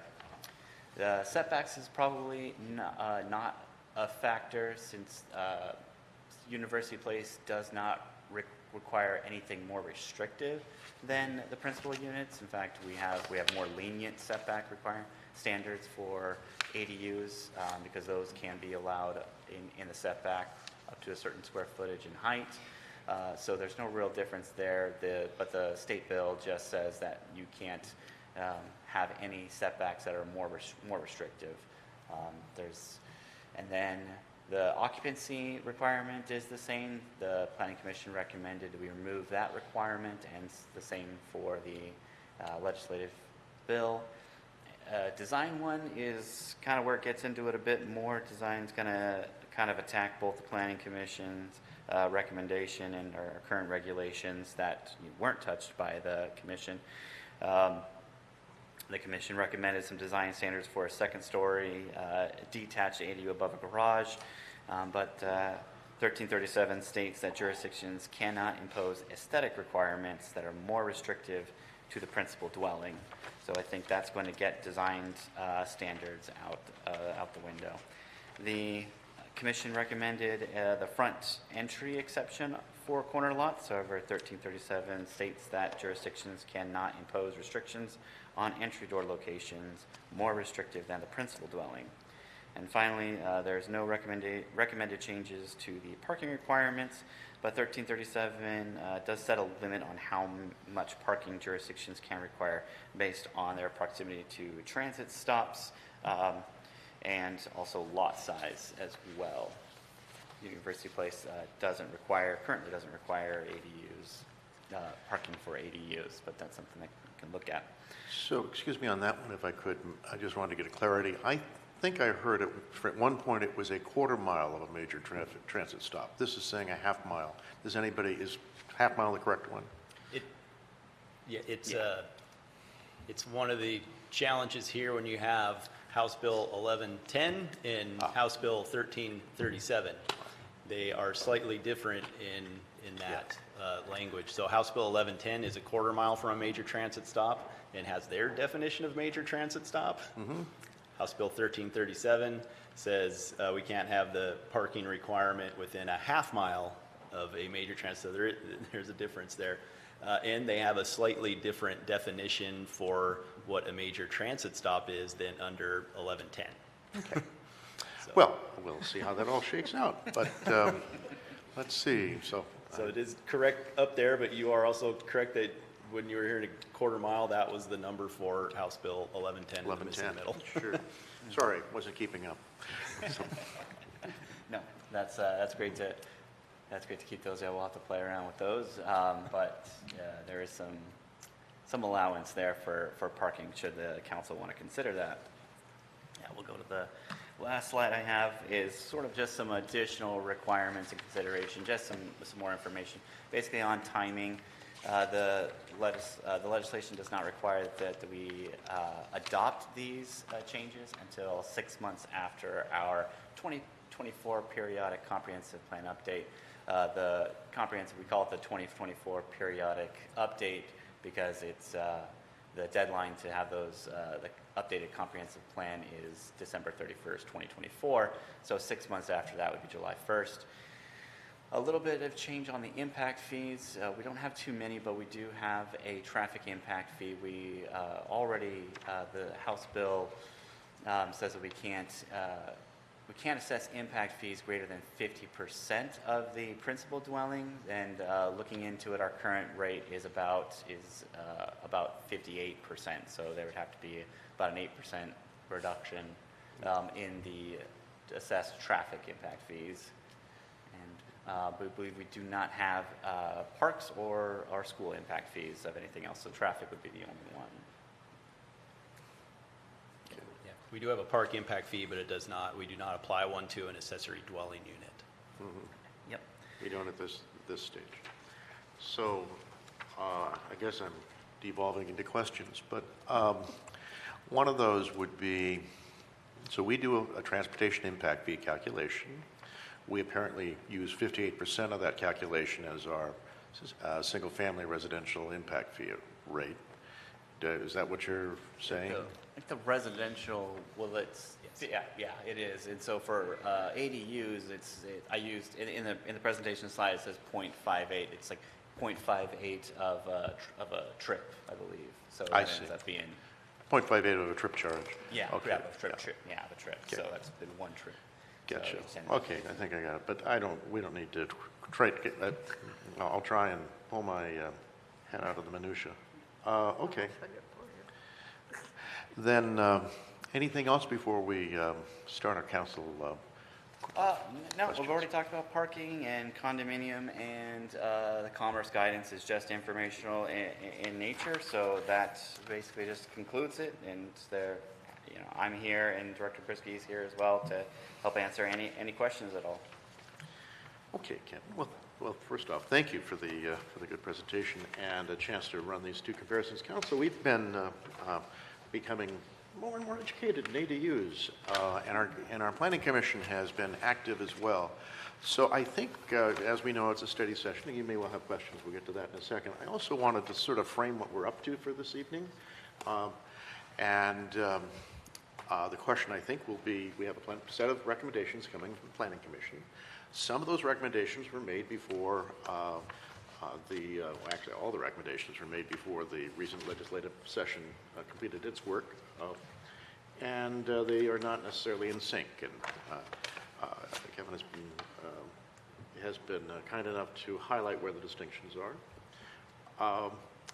Also in that legislation, it says we don't really have to fix anything until the 6 months after the adoption of the next iteration of the comprehensive plan in roughly 2024. End of 2024. Yeah. So we could wait. I think one of our questions, do we want to wait? And that's one thing that we could talk about. I think we can talk about, so maybe there's one way we can get through some of this relatively quickly. Matt, with regards to if we have any ability, any significant ability to do something different than the minimum or maximum standards identified in the recent legislation. I think it comes down to what is it that you're looking at trying to do. I would need something a little more concrete Yeah. than that. I'm being pretty broad in that because I think the question in my mind is, do we spend any time trying to do something different than the legislature Yeah, has? and just use the legislation as the baseline. Yeah, and just use the legislature. Okay, we're on track, Yeah, yeah. so that, I think, is one of the things we could talk about as well. Okay, well, that's just a couple of framing points that I wanted to get to. And Councilmember Felici, is that an indication you'd like to get us started? Well, let's do that. And then Councilmember Keel. Mhm. Well, the legislation that's come down from the state opens a can of worms here, as we all discussed at our retreat on this topic. I'm personally a fan of waiting to see if maybe, thinking of, looking up in the clouds, that maybe legislators will get their eyes open to what they've opened up here potentially, the can of worms that they've opened up. The intellectual side of me says probably not. The emotional side is I, would have my fingers crossed and they come to the realization. I'm in favor of what the Planning Commission has done, making both ADU sizes the same, but going up to 1,000 square feet, you have now gone from a small two-bedroom to a small three-bedroom and increased the potential of having more than one vehicle associated with that ADU, but you have no parking requirements that you can hold to that. So you've impacted the entire neighborhood. And multiply it by 2 ADU units on a piece of property, you're talking, potentially 6 vehicles added to the neighborhood. You've increased your traffic impact to the neighborhood, but you're not able to charge for that impact like you would if you had a large family development going in, or single family house development going in on a lot. I think this has some real potential for a developer's dream here to come and really transform the face of our community. I would like to maybe take it a little slower and see if maybe we can make influences. Go up to the recommendation of 800 square feet, see if that has an impact getting more ADUs, but not going based on House Bill 1337 and just automatically changing our regulations to correspond with that if we have time to really look at it more closely. The idea of, we don't typically have design standards for our single family homes, so I see we'd have a real difficult time going back, making design standards for it, but I do like the idea of looking at some pre-approved plans that have some design elements implemented in that, because when you're talking adding 2 ADU units to a property and 24-foot height limit on a detached, that has a significant impact, particularly if it's in a neighborhood with single-story homes. That impacts it, and the fact that it's closer to the lot lines does impact all the neighbors. So, if we could look into the feasibility of that, and if there would be interest in from those individuals thinking of adding ADU units to their property, if that would be helpful to them, save them some costs. That makes it, saving a developer or a homeowner cost does provide for affordable housing. A developer, they're going to charge market rate when they sell the units and condoize it. So I don't know that saves them a significant amount of money, but it would be for the children that are building an actual ADU unit, which was the whole intent of an accessory dwelling unit, was for families. It was to keep generations together. It wasn't to open it up to the general public as rental units. And I think we've lost sight of that. Other than what I've stated, most of their regulations or their proposed changes make sense to me, but I would not want to rush and make those changes to comply with 1337 because it makes it harder to go back should some sanity prevail in Olympia. Thank you. Councilmember Keel. Yeah, thank you, Mayor. And Ken, thank you for the presentation. Very informative. I always learn something new. I agree with the issues and the problems that Councilmember Blisi raised, particularly around the 800 feet versus 1,000 feet. And I'm for not jumping to the state's rules right away. In fact, I'm wondering, do we have to update in 2024? Can we update in 2026? I mean, is there a, no, that was a serious question. Is it a have to in 2024? It's a have to July 1st, 2025, 6 months after our 2024 comprehensive plan update is due. So it's the same implementation period as House Bill 1110, which is July 1st, 2025. Okay, yeah, okay. So we have to do it by then. We have to update in 2024, and then 6 months we have to do that. Is there any stipulations around what the penalties were if we didn't comply with some of that? I believe there's, Matt will probably, our city attorney might pull it up faster, but I believe it's written in there basically the law the Bill 1337 supersedes our zoning. So, yeah, so if we didn't comply, what did they come and like tear down all our houses, or do they take us all to jail? Do they fine us money? I mean, what is it if we don't comply with it? And if you don't have it right now, that's an open question. I was just pulling it up. Okay. Which is, Kevin's right, I can usually pull up stuff pretty fast. I printed it. There is language in there that has at least, and I'm just going very quickly in here, but it sounds right. Where that in any city or county that is not adopted or amended ordinances, regulations, and other controls required under this section, requirements of the section and a separate section of the act supersede, preempt, and invalidate any conflicting local development regulations.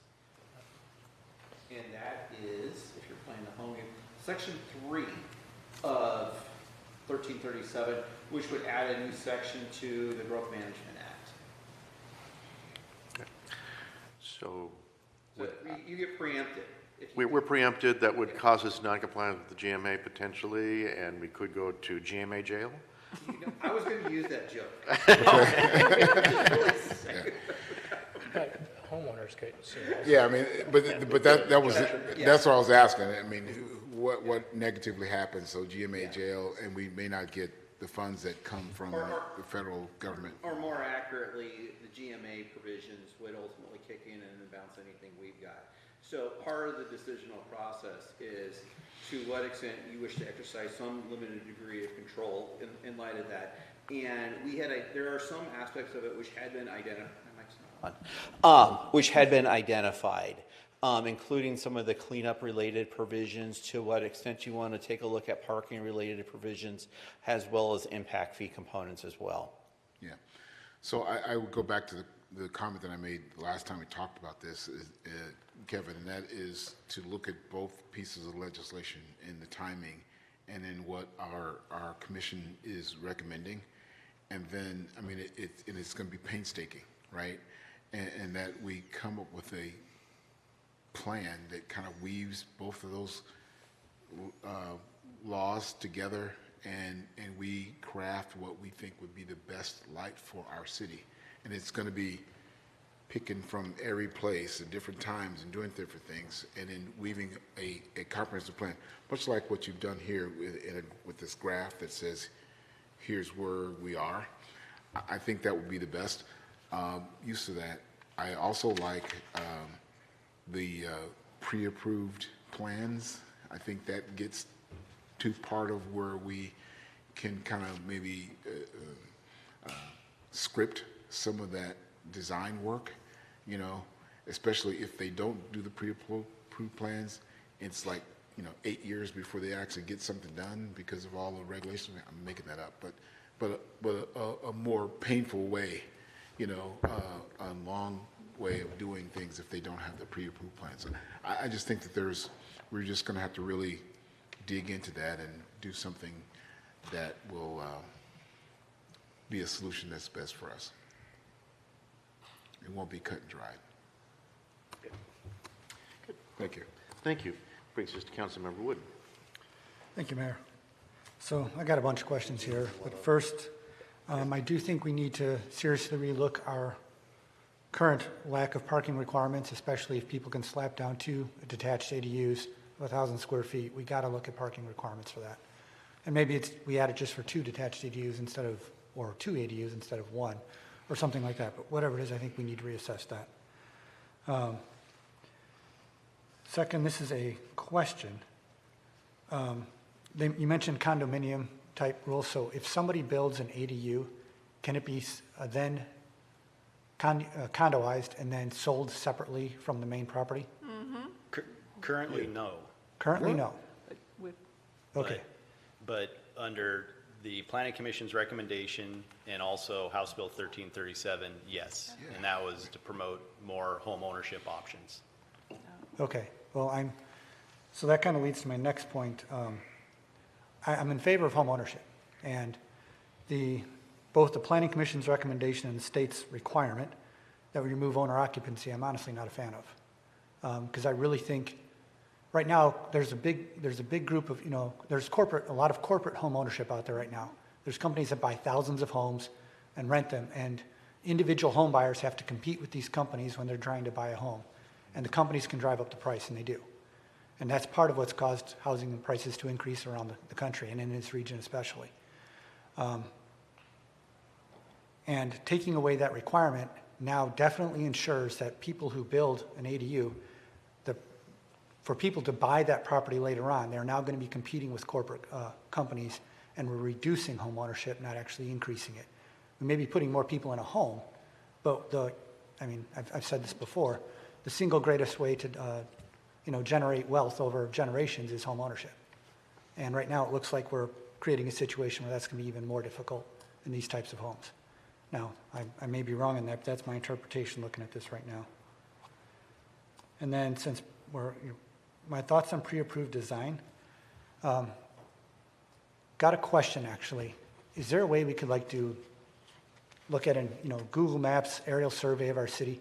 How many lots in our city would actually support 1 or 2,000 square foot detached ADUs? I mean, are we talking 100 lots, 1,000 lots? Do we have any idea of what would fit? Like, I look at my neighborhood, and right now I don't think any house in my neighborhood would fit an ADU that would be bigger than like 400 square feet. Do we have any way of assessing that? We could try a GIS attempt at it. It gets a little difficult though to get to that granular level. I would go to the fact that we do so very few a year. We had the chart where most years we've only do 2 a year. So I don't think there's a ton of lots out there. Otherwise, we'd probably see more of them. I do think the ownership requirement does slow down people as well from doing them, because if they were to sell their property, that runs with the title of the land, and so sometimes that discourages them from that.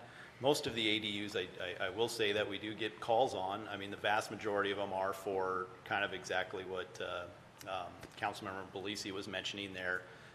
People's parents wanting to move back home, or the elderly couple living in the home wants to stay on the property and move into an accessory dwelling unit and potentially move family members into the house. So the vast majority of them are that, but we do have some out there where they would go and rent out the ADU. But it might be kind of difficult to do that analysis like you're asking of. We can probably do a structure coverage analysis on GIS. You're more familiar with playing with it, but in trying to see how much space is available. But then even if they have the space, are they on sewer, septic? Is there other factors from slopes to CC&Rs, codes, covenants, restrictions against it? That's where it'd get really difficult to figure out that number. I understand. I'm just wondering how concerned we should, or how much time we should spend on this. If this is going to affect 100 lots in the city, that's 1% of our lots, then maybe we don't need to spend a whole lot of time fighting this. But if it's going to affect 10 or 20 or 30% of our lots, then that's a different story. And if I could ballpark it, I don't need an exact number, just a ballpark of where we're at, where this would fit, so I know how much time and how much energy I need to devote to worrying about this. We can try to at least come up with something. Something, just a ballpark. I'm just saying how accurate it's going to be is going to be a little difficult, but yeah, a percentage of lots that we think it could be built on. Our initial estimate, just for averaging 2-3 a year, our initial thought was with the proposed planning commission changes, we might see double that. So 3 to 6 a year, at least initially, for people who were interested in doing it, but because of the size limitation and the ownership requirement just haven't moved forward. And then I would anticipate it probably leveling back off at more than the 2 a year, but not 10 a year. That would be my kind of gut feeling on the number of calls we get and the developers and people who build these in other jurisdictions from inquiries that they have made with the city. Okay, and then just to throw in my support for taking our time on this, I would advocate that whatever we vote to passes on June 30th of 2025, or something around that time frame until we can work some of this stuff out. So. And I think that concludes my comments. Thank you. Thank you, Mayor. Thank you, Mayor Pro Tem Figueroa. Thank you, Mayor. Just a little, start with the page. Oh, I don't have pages here.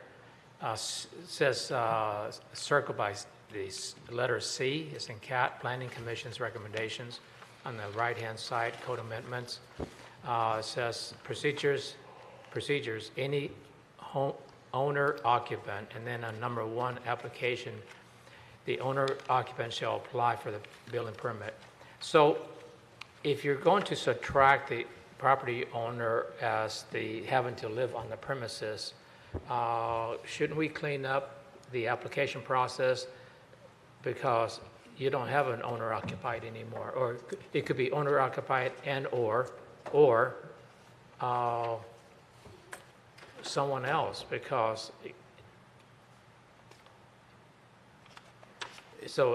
does that still stay the same and it should it be any other kind of language if we're taking out property owner? Because once we take that out, and let's say we approve this and you have that, then because the renter, I guess it should be the not owner occupant but property owner. Correct. Right? Yeah, no, I think that's a good catch. Okay. Yeah, that the proposed language there would be, removing items 2 and 3, the affidavit, and everything. But item 1, I think we might want to amend that to look Property at owner. just our standard building permit application, which is either the owner or the owner's representative, because we can get a building permit application Right. from the owner or the contractor on The behalf same of the thing owner. with procedures on any owner occupant seeking. So, Yeah. okay, Yeah. so that would be great. And then reports, which is a new 3. I've never, since I've been here, maybe I've just have a lapse of memory, that we've ever had a detailed report about ADUs, about the average size, built, the number, the types of complaints, enforcement-related actions. Have we ever had that report? Not to my knowledge. Okay. Would we attempt to do it? Okay, Yes. thank you. Yeah, I guess we just reported on the number of units per year for the last 10 years. Okay, because the complaints would really help, at least But- me, understand what such. Correct, yeah, and Okay. we can, Okay. and I can speak to complaints. We have not, to my knowledge, we have not had any specific complaints regarding the owner not living in one or the other. Now, What we about might have any had, other complaints? yeah, we might have had general nuisance complaints associated with somebody with an ADU, and that would be something we can track and report. Can you bring that up? At least my request, Mayor, would be that would, because we're not finished with the study sessions, I don't believe. And so maybe it would be helpful if the information came forward about this, out of this 20-something units in the last 10 years, what was the average size and the number and types of complaints, enforcement-related actions that were taken, things like that. I think it would be nice to have as we deliberate on this. Moving on to overall, and I'm speaking to, Kent left. Well, overall, I think that I understand about the delay, but we all spoke before even the legislation. We took this toolkit and we say, we really need to understand how to help and increase affordable housing. And I think that the recommendations are very much customized to the liking of what the council was looking for and what the city, as an administrative side, can actually enforce and do. And I think that we should implement and vote on something sooner than later to start that process of affordable housing. We should not kick affordable housing, kick the can because of politics, legislation. And I think that if we all because the whole thing is about the difference in the gaps of legislation and what we are looking at and with the recommendations. Unless we have a huge hiccup with the commissioner's recommendations, I think we should just go ahead and move forward and with some modification or some adjustments on what we're talking about, should go ahead and move forward and vote it and let, allow folks to do what they can do under the regulations that we set, what will be technically correct. And then later on, closer to when we're supposed to adopt it, we can revisit and see exactly what modifications or adjustments that we have to have based on legislation or change legislation, because it could change again, and modify it then for the final round. But I really think that we should move ahead and allow for affordable housing and not kick it down the road. I think there's some good stuff here. That being said, and this is for Councilmember Wood, on the parking requirement, you said that we should really take a look at that. I'm asking that. I think somebody else said something about another issue like that, and that is, I think it was like 1,000 feet and things like that of size. If the legislation is going to change that, we know that for a fact, unless they change their mind. But why impose? I'm not for imposing a restriction that is blatantly going against any legislation that we have to adopt sometime in the future. So I want to get a little bit more understanding of what you were talking to about that. Mayor, may I? Yes, please. Thank you. Just to respond. Right now, the state House Bill 1337 actually allows a restriction on parking. Based, if you read that last bullet on the right side under legislative changes. I didn't catch that. Okay. It actually allows us to do that. We didn't propose any changes, but because we are proposing, one detached ADU of 800 square feet, we didn't feel the need to have a parking requirement. Now that the state is saying you could have up to 2 of 1,000 square feet, I think we need to relook the parking requirement for something like that. That's my logic. Okay, thank you for clarifying that. And before I make a comment on that, Kevin, do you have anything to say on what we're talking about?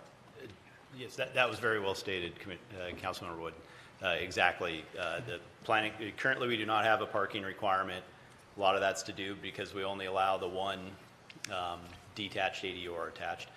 Planning Commission felt comfortable with their recommendation with still not requiring the parking. However, the House Bill 1337 does allow us to require one parking space per ADU on lots smaller than 6,000 square feet and up to 2 parking spaces on lots that are greater than 6,000 square feet. So if the council wants to consider, we can add and look at adding back in a parking requirement. Does it specify off-street or on-street? The way we currently require 2 off-street No, parking the spaces. legislation. It did not. It just said parking. We currently require 2 off-street parking spaces for a single-family dwelling unit, and that's the way kind of our parking requirement works. Is it does have to be off-street on the private property. So let me ask you this. Can we vote on something that says up to what is being recommended of no parking requirements? Up to that, there's no parking requirements, and then if it's above, at the point it reaches the state's limits, then go ahead and set the parking requirements, so it's already done? Or would you recommend that we wait, like, some of us are saying, and I'm saying it, that, we do what we can with what we like, and then wait to see if anything else changes that we can adopt later on? That includes the parking requirements. Councilmember Wood, you have a comment? Is that in regards to what Mayor Pro Tem said? Actually, it is. And Mayor Pro Tem brings up a good point about there are things, elements of this we could probably look at implementing sooner that just make sense. Like the covered porch kind of thing, or some of those things. I got no issues with any of that. And if we want to do an itemized look at some of these different things, I think we could probably implement some of those sooner rather than later. Things like owner occupancy, park, or some other stuff, I think we need to take a long, hard look at before we implement them. But there's some I think, low-hanging fruit here we could probably go after.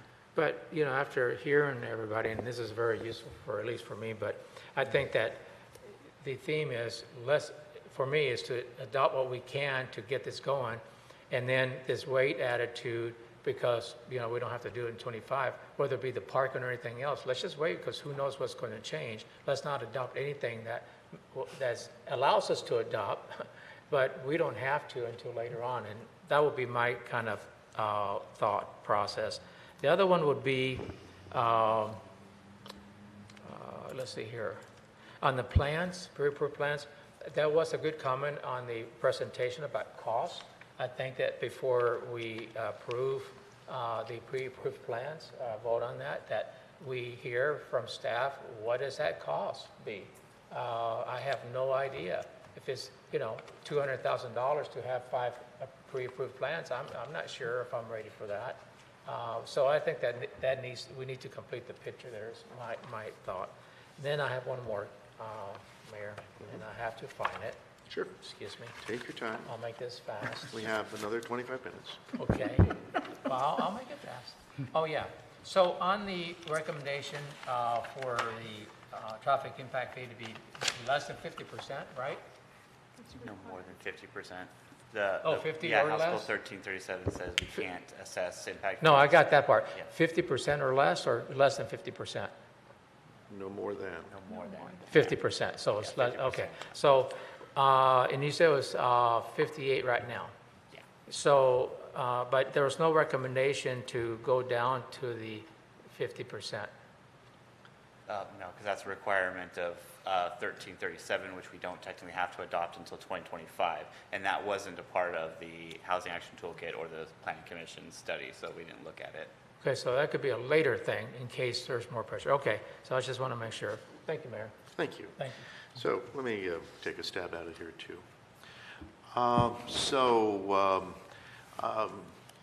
Succinctly, my perspective is very much similar to Mayor Pro Tem Figueroa's. We started this ball rolling 2 years ago with a housing toolkit, and this is one of the things that came out of it.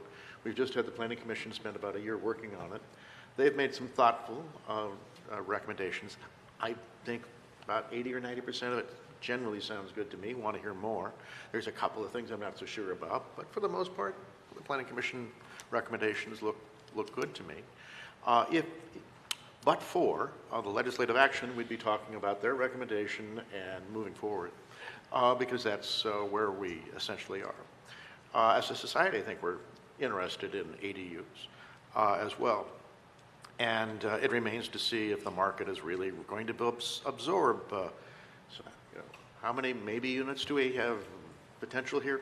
Maybe it's 1,000, maybe it's more, but 1,000 times how many lots in this county? How many lots in the state? That's a lot of inventory, and who knows what the impacts are to any particular market. So a little hard to tell. I think, though, it is a step in the right direction and offers a different housing type that there is some demand for. I do think, so we could, in my view, move forward close to what the Planning Commission is recommending, maybe with a couple of tweaks. If I were to have my way, I'd tweak this or that, but not much. And then we could come and adjust to the state before the state timeline comes up, because frankly, I don't really want to talk about not accepting the state. Between now and July of 2025, perhaps there'll be a little bit more clarity about a few things, one can hope. There's, having laid out that particular thought, it's very, very similar to what the Mayor Pro Tem said. There's a few things like building height and some things you kind of wonder if that's what they're saying. Maybe we want to consider that. But I think that's more of a fine-tuning arrangement in the public discussion that goes with this. So I'm inclined to want to go in that direction. I was going to share with you last 6 weeks, I've been working with a relative of mine in Bend, Oregon. And there's an interest in putting an ADU there on their property. And so I've been helping out a little bit. Turns out Bend, Oregon has pre-planned ADU sets, plan sheets. And they have a couple of different styles, not a lot, a couple of them. They're free. Certainly the city paid something for that. These are not complex buildings, and you don't have any site-specific engineering or such that goes with it. So it isn't quite like a full plan set, but it's enough to show you an 8,000 or 800 square foot structure and where some doors could go, though they could be moved with a few amendments. It comes virtually with a plan stamp ready to build, and they're free. I think they have 2 varieties, maybe 3. That's pretty attractive, pretty simple, moves forward. It's not fancy. But it can be 1 or 2 bedrooms with a kitchenette space, a bathroom, and a closet. And, yeah, that's what you get. And the ability to put a door or window in different spots. I found it pretty interesting and a good way to help to move a project forward. I think it's a good thing to do. I do wonder what the price is as well, but I suspect it's not really that much because it isn't site specific. You don't go through all of the grade stuff. So I'm interested as a council member in that aspect as well. Whether my relative does anything with an ADU in Bend remains to be seen, but I feel like it helped us discuss that in a real way. Gosh, I think otherwise many of my comments have been touched on, and I'll go to Councilmember Belisi, whose hand was up previously, then Mayor Pro Tem Figueroa. Earlier, when Councilmember Wood asked about properties that would be suitable for an ADU structure on it, HOAs, more than likely in our community, those built over the last 20 years or so under an HOA probably would not allow such a development. That's generally the purpose of an HOA. So I'd be interested in a view, if it's easily done, how many or what portion of our housing stock is HOA governed versus not? And I know when you don't get the HOA agreements necessarily, but I know when you do your plan reviews and stuff, you know that HOA covenants are attached or may be attached to the properties when you review the plans. Because what's going to be impacted by House Bill 1110 and this 1337 is the non-HOA governed housing in our community. They're the ones that's going to be more greatly impacted, and that's my concern. Accessory dwelling units, the intent of that all along was to allow for intergenerational housing to occur. It was not intended to be an affordable housing option and an easy development scheme, as we discussed in our retreat. the regulations to do an ADU versus what House Bill 1110 requires makes it a developer's dream to say, we've got ADUs. And House Bill 110 is already going to take some of our older properties and older housing stock and convert it into higher density housing with fourplexes, triplexes, sixplexes on it. And that's my concern about rushing to increase the height, increase the square footage on this, and rushing to increase ADU accessibility. Why the heck even identify it as an ADU and just say apartments?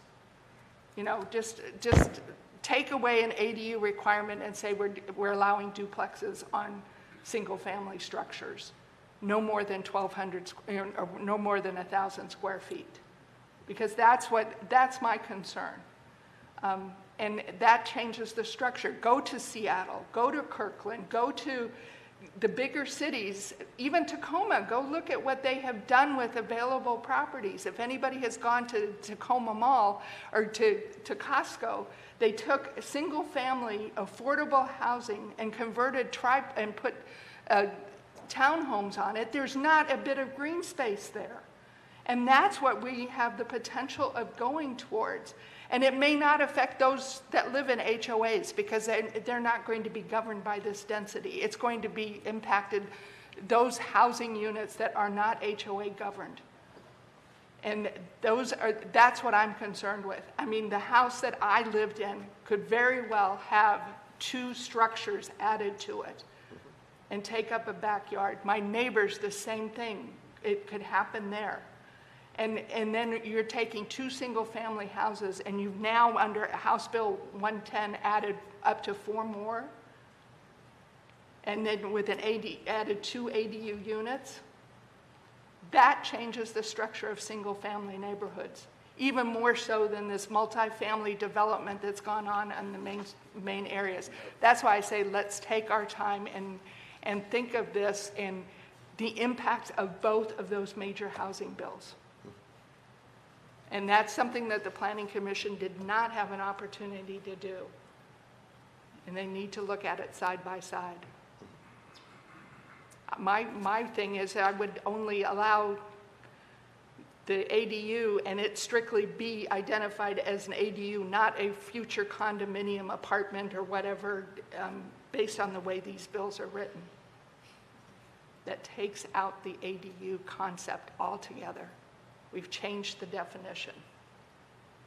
Thank you. Thank you. Very good. Mayor Pro Tem Figueroa. Thank you, Mayor. Unfortunately, we're not trying to change it. I think it's the state that changed it for us. No. But just back to the plans. Help me out here. If we did pay for the plans and they were on the shelf for people to come in, would they be required to be used, or would they still have a choice of whether to use them or not? They would still have a choice. Yeah. Pardon me? Yeah, they would still have a choice if they wanted to use it. It would just be available to them. Okay, so they still have a choice even though they have it. So just stay with me, Council, because that poses a problem for us to spend money, no matter what it is, if they still say, we don't want your plans. The other one is, if we did decide to go there, can we charge a small fee? Generally, when we have in the past for building permits, we've had the ability to do what's called model plans, and we still do charge a fee, an inspection fee, and not a plan review fee. So we still can charge for the services we're providing. We're still having to go inspect these structures as they're being built, but we would not have to review the plan as long as it was the pre-approved, so we wouldn't have the plan review fee. So, and that's a big fee, and all I'm proposing that if we do go this route, that we think about a small fee, and over time, make our money back. And in the last, one more on just some plans, and that is, if we do decide to go in the direction of funding this set of plans, I'd like to entertain the council that we look at one-time monies that we have, that we're still debating, to go ahead and fund that. If it's like a small amount, like 10,000 versus 100,000 that I mentioned, I have no clue. In my last comment would be, can we, and this is for you, Kevin, are we able to insert no short-term rentals like Airbnb, type of, so yes. that people can't just rent them for a weekend and out, in and out? We currently do not have an ordinance on the, in place that prevents that. However, House Bill 1337 still gives authority to the jurisdictions to place a restriction on short-term rentals. So we can. So I do recommend that we consider that to eliminate some of this, what you're talking about, Caroline, from corporate that buys them and turns them into, especially we have this area is growing, people are going to be coming here, Chambers Bay and all that. So seriously would like to consider that as part of the options that we have to do. Thank you, Mayor. Thank you. Councilmember Wood. Just really, it's a comment for council or staff. As we go forward in this, as you've heard from the council, a couple people want to really go slow on this. Some people want to push some things through. As we go forward with this, if we start bringing stuff forward right away, I don't want to see it as a complete package. I'd like to see it as individual line items, because there's some things I think we could approve right now, and there's other things that I think we need to wait till June 30th of 2025, or at least until we've done a further analysis of them. So some of the, like I said, the low-hanging fruit. I know we do a lot of ordinance stuff where we do it as a package. Here's a bunch of code changes. Can you vote on that? I'd rather not see it in this particular case, unless we're just going to delay everything until 2025. But if we want to bring anything forward faster, please bring it as individual items. That's my preference. Thank you, Mayor. Thank you. Well, council members, we have a few more minutes left in our schedule. Not that we need to use it, but I just want to make sure folks have felt like they've made the statements they want to. And all right, good enough.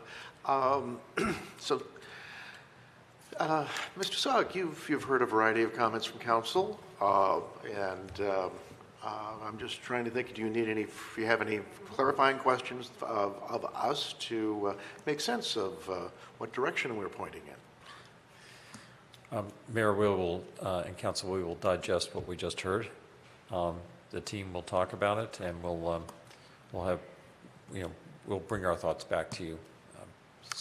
I can't say what timeline that would be. It seems like we have some time, but we also understand that there may be some things that you may want to move on quicker, and if we can, we'll bring those back. But we have some things to discuss internally. All right, very good. Well, thank you. And I think, let's see, I had a couple of semi-related things, but I don't really need to go there. And I just thought I had another note, closing note that I wanted to comment on, which means I'm killing time and I look at my notes here for a second. It's okay to end early. Yeah, it is okay to end early, yeah. And so I really think that can wait. And with that, we're going to adjourn our meeting this evening. Thank you for a special meeting, and again, no meeting on the 20th of June. Thank you. We're adjourned.